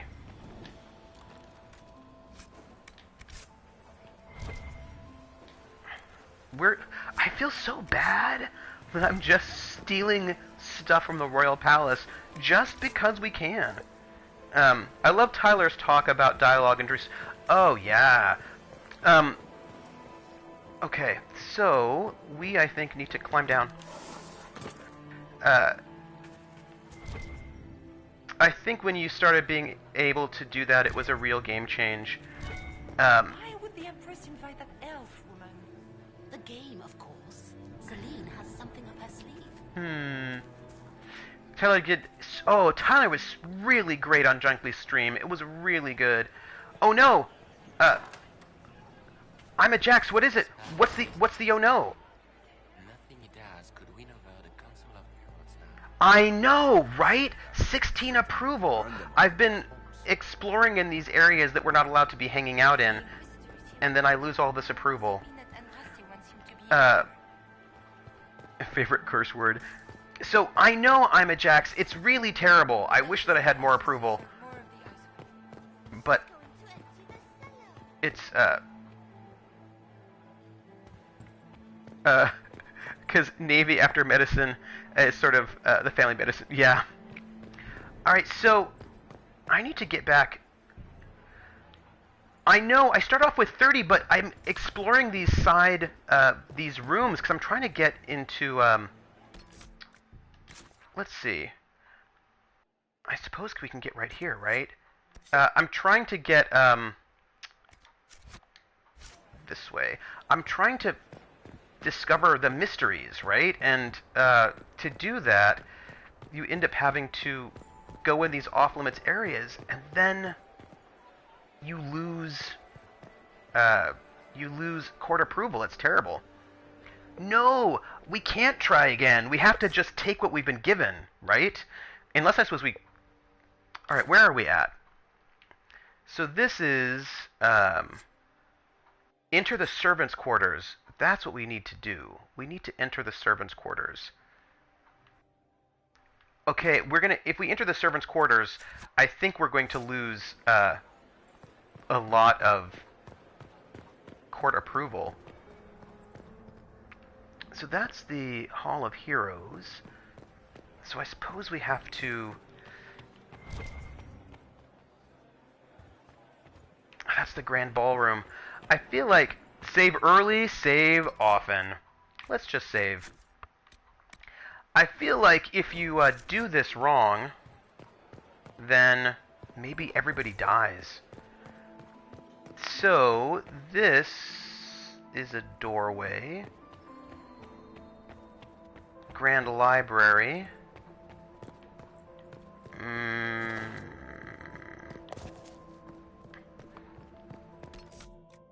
Quest map. Enter the servants' quarters. See, like, we have to hit... where are the servants' quarters located? But wherever we are, we do need to get there. Let's see. And it's a little after 3, which means we've got to go soon. Here's the vestibule. Emissaries to Kal Shirak have yet to... Gang. How much do we have in our inventory? Oh, we're pretty good. Wait a minute. Oh, I'm not carrying any weapons. I don't think I'm allowed to. Right? I feel like that's probably rude. You know, it dawns on me that we've bantered about storytelling a bit on Discord, but I've never actually watched your stream. Oh, that's probably true. And I'm glad that you're here, because it's excellent. So gang, let's talk about the fact that I only have 16 approval.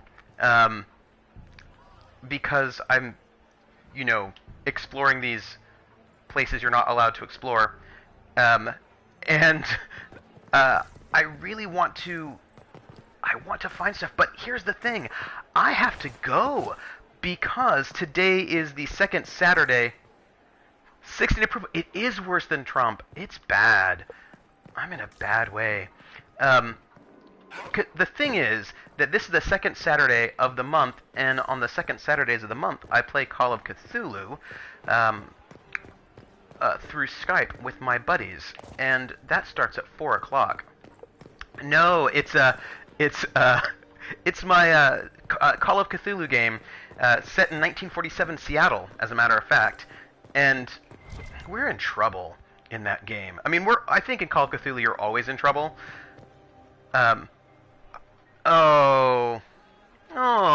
Hey, you know what? It might happen. It might happen. So here's what we're going to see, here's the thing, the great thing about the future, the modern technology. We can play over Skype. Calls to Cthulhu. So what do you think, all? I only have 16 court approval, and I feel like I've been everywhere, haven't I? Let's look at the map. So here's our vestibule, right? This is a ballroom. Have we been to the ballroom before? Maybe we have to go to the ballroom in order to get to the servants' quarters. Let's just go in the grand ballroom and see what happens. Okay, alright. There's the Dowager. Don't make eye contact. She wouldn't want to speak with a nobody like you anyway. Hey! Okay, we're at the ballroom. This is great. We're up to 25 court approval. Our life has gotten... Greet the Empress's ladies in waiting. Severin Ducey, Baron of Jada. Accompanying the Baron, Lady Arlette and their son, Lord Edmund, student of the composer Emmeline of Montsimard. Okay. Alright, gang. We're actually, I think we're good. I mean, you know, it's not like it's the best ever, but we're up to 25? Doesn't look like negotiations are going well. Alright. Okay. So, we do need to do more, The Duchess has asked us to serve more of the ice wine. Okay, this is good. Inquisitor. Hello.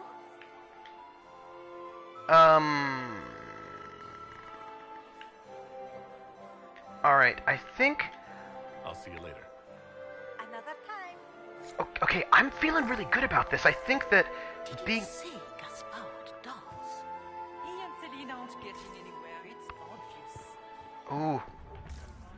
Gang, I'm... Duchess of Valmontaigne, Chevalier of the Empire. Oh, it's the hero Grand of Duke. the Battle of White River.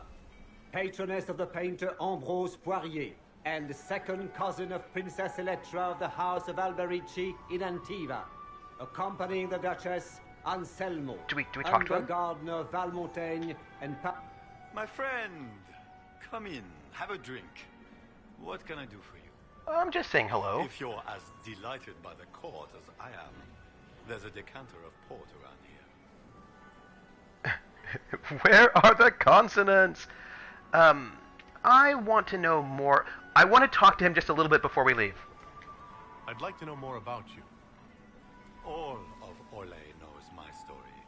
But you, my friend, are far too sensible to be Orlesian. The heart of it is simple. I am the rightful heir to the throne of Orlais. French doesn't have But consonants. My cousin, Celine, is a politician, while I am a man of action. She charmed the Council of Heralds. They gave the crown to her, and while it looks fetching on her, I intend to take it back. Interesting. You are here to negotiate. So you intend to out-negotiate your cousin? It will take heroic effort on my part, Inquisitor, and a lot of brandy. The talks will take most of the evening. Make her willing, we will emerge triumphant. Alright, let's, talk politics. I have a question about the peace talks. Ooh, so many things to ask. Tell me about your politics. What are you hoping to achieve at the negotiations? I intend to take back what is rightfully mine. Celine stole the crown through politicking, but I am the rightful emperor of Orlais. The empire has been mired in intrigue for too long. We need a clear course of action. But you're here for politics. You say you hate politics, but you're here to negotiate. I can play the game when I must. If I couldn't, I'd be dead by now, Inquisitor. Fair. But it is not my choice. Celine has my sister involved in this mess. I would prefer to settle this on the battlefield. But for Florian, I will sit and talk. Interesting. Tell me about the peace talks. What will be going on in these negotiations? We will whittle one another down with words until we are bored into agreement. Celine will talk circles around us, that elf will glower and cast suspicion everywhere, and I will get very drunk. Somehow, by the time they stop serving drinks, our war will be ended. Politics, my friend. I wonder about all that. You sound less than... let's go with and if the drink runs out, because that's amusing. What calamities befall us if they stop serving drinks early? If we're lucky, another war will break out. I cannot abide the game, my friend. I prefer my enemies armed and facing me. I like clear winners and losers. How do you do in peacetime, though, my friend? A battlefield, Inquisitor. I will show you who the victors are. But then when should... I don't know. There will be changes. No more of this courtier's nonsense. The nobles may not like it, but after a few lose their heads, they'll fall in line. Wow. I don't think I like him as an emperor. I might like him as a general, but like... I know. Oh, tell me what to ponder for the next stream, ODS. ODS. What do you get out of this? You didn't extend this invitation out of the goodness of your heart, Grand Duke. As you might have guessed, I'm not the most political man. If the nobles believe the Inquisition supports me, it will help in negotiations. And I take joy in watching the scandalized expressions when they see us together. Tell me about the others. What can you tell me about Celine and Briala? Brianna may be called ambassador, but she is purely a spy. She works towards some hidden agenda. Elves have no place in politics. Her presence here is suspicious. Celine is a skilled player in the game. She knows how to get her way with a few words and a smile. But the game is a farce. I will prove that a few hundred chevaliers are better than diplomacy. I think that's a really good, interesting question, ODS. But I feel like if you're a really good general, then just be a general. You don't need to be the emperor. Do you know what I mean? I found something interesting. I discovered something you might be interested in. I don't know if I want to tell him that right now, do I? I don't trust him. Let's say goodbye for now. We'll speak later, Duke Gaspard.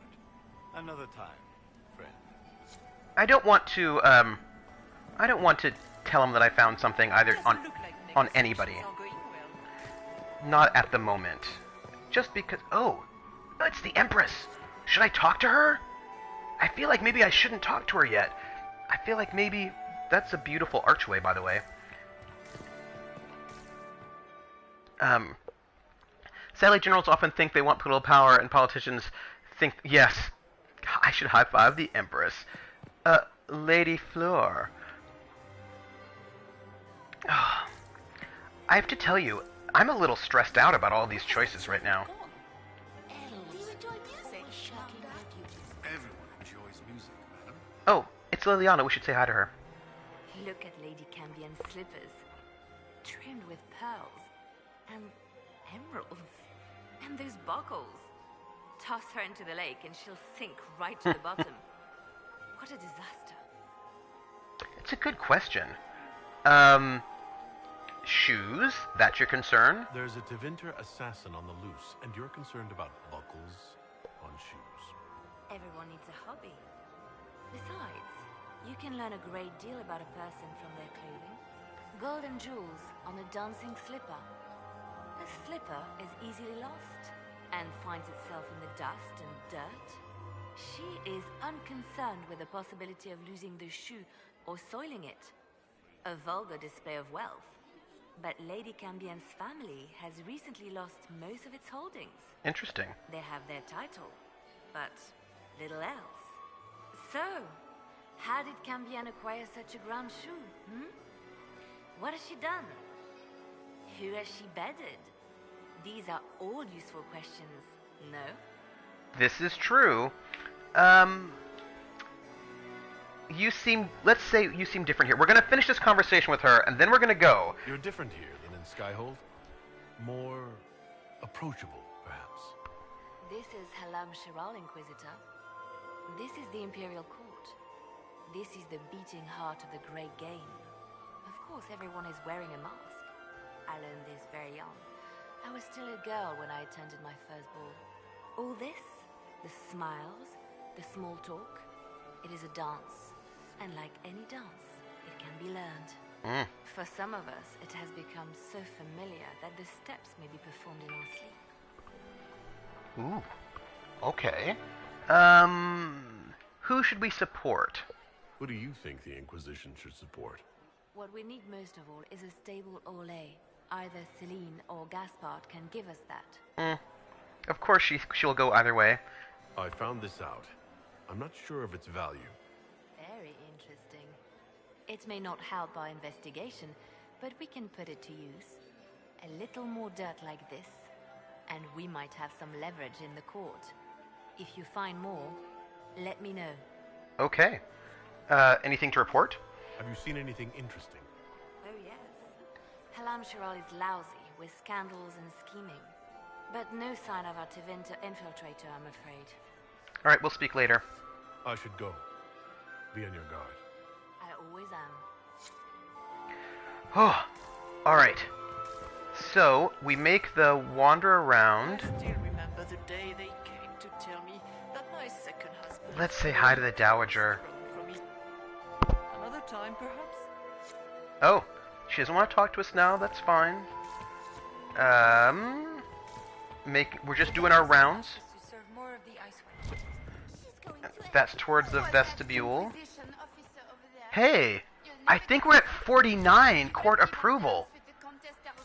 Hey, the longer we stay in this ballroom, the more approval we get. Which then allows us to hang out. This is great. Alright, folks, it is 3, almost 30. Can we go down this way? Do you think we can go to the actual floor of the ballroom? I'm not going to, I'm just asking. Apparently not. Oh, do you think so? Oh. Oh. So I need more scandal so we can get more court approval. Got it. But it doesn't seem like there's a lot here.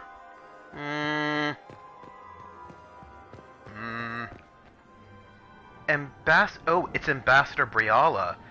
Oh, this is where we have to sort of talk to all the people. Well, let's talk to,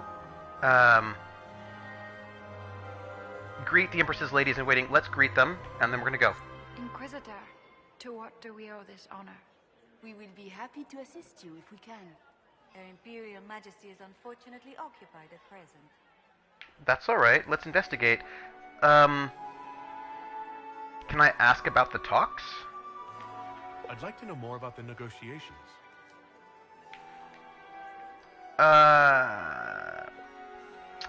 You know what? I'm not going to ask now. I want to know when we start fresh next time. So we will talk to them fresh next time. So my friends... Enjoy the masquerade. Oh, thank you. It is almost 3:30. We've been streaming for 3 hours and 21 minutes, and I have got a Call of Cthulhu game in a half hour. So, we have to go. Thank you, everyone, for being here. I'm Trooper SJP. This is the Academic Foxhole. I want to thank everyone who's been here with us, all of you battle buddies. If you want to follow, please do. That would be awesome. When we get to 100 followers, I'm going to put a Discord online where we will continue all of our musings and discussions, like, is it better to have a general now or an empress for tomorrow? These are questions that we would have and we could talk. Or, like, do we think that Hannah was a twin or she had multiple personality disorder? These are all questions that we have. I would love to host Sally, but I cannot because I'm on the PS4. But if Jer... General Empress. Jer, can you host Sally? I am on my PS4. Are we really? We are not. We are not 11 away from the goal. We are like ages away from the goal, right? Right? I can't believe we're that close. If we are, I would freak out. Jer, if you're at the computer, are we really? That is insane! Is it because... Wait a minute. Is it because... Twitch is being funny and just adding people randomly? I mean, I can't believe we went from 63 to, 80 something in one stream. That's crazy. Oh, you need some special setting granted. Huh. I see. Well, okay. I cannot give Jer the special setting at this moment, but I will look into it. So I cannot give a link to host Sally, but you should all go see Sally because she's amazing. So head on over to her editor, I think it might be. That's a good one. I'm going to look on editor. Editor? Okay, I'm going to look on it so that in the future on the Saturday streams, Jer can send us over to the host because that would be amazingly productive and useful. But since I cannot do it from where I'm at on the sad PS4... Wait a minute, maybe I can do it from... Hold on. Let's see. Are we really 10 away? That is shocking to me. So I'm going to bring up the Twitch app, and I'm going to... Where are we? Let's go to me, can we? This is... I'm at me. Feed, that's fine. Videos, clips, chat... Alright, I'm in... we really? What's going on right now? It says that I'm hosting Random Tuesday. Is that true? That can't be true, because I feel like that's not current. Stupid Twitch. Let's see. Is it Sally Jupiter? Let's see. Host. Sally Jupiter. Send? Hey!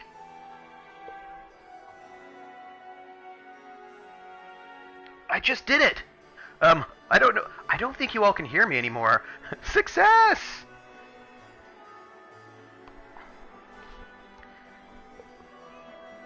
So, I don't think I'm actually streaming anymore. Underscore. I don't think you can hear me anymore. And so, if you can't, Oh. Nice. Let's see. Alright, hold on.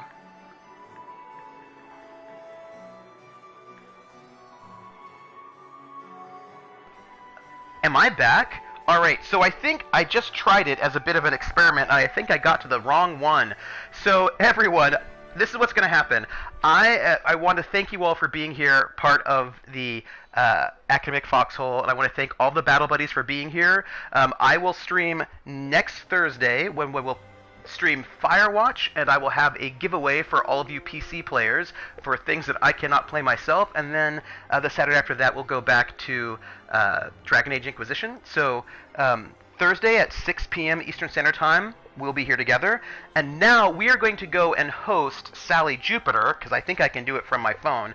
And we don't yet have my emote, which is great, but give a hi from me to Sally Jupiter, and we're going to switch on over there. So thank everyone for being here to the stream. And now I'm going to try to do this and see if we can get this right. Alright, host Sally underscore Jupiter. That is not how you spell Jupiter. Stupid phone. Jupiter. Okay, everyone, have a good Saturday, and say hi to Sally Jupiter from the Academic Foxhole, everybody. Take care.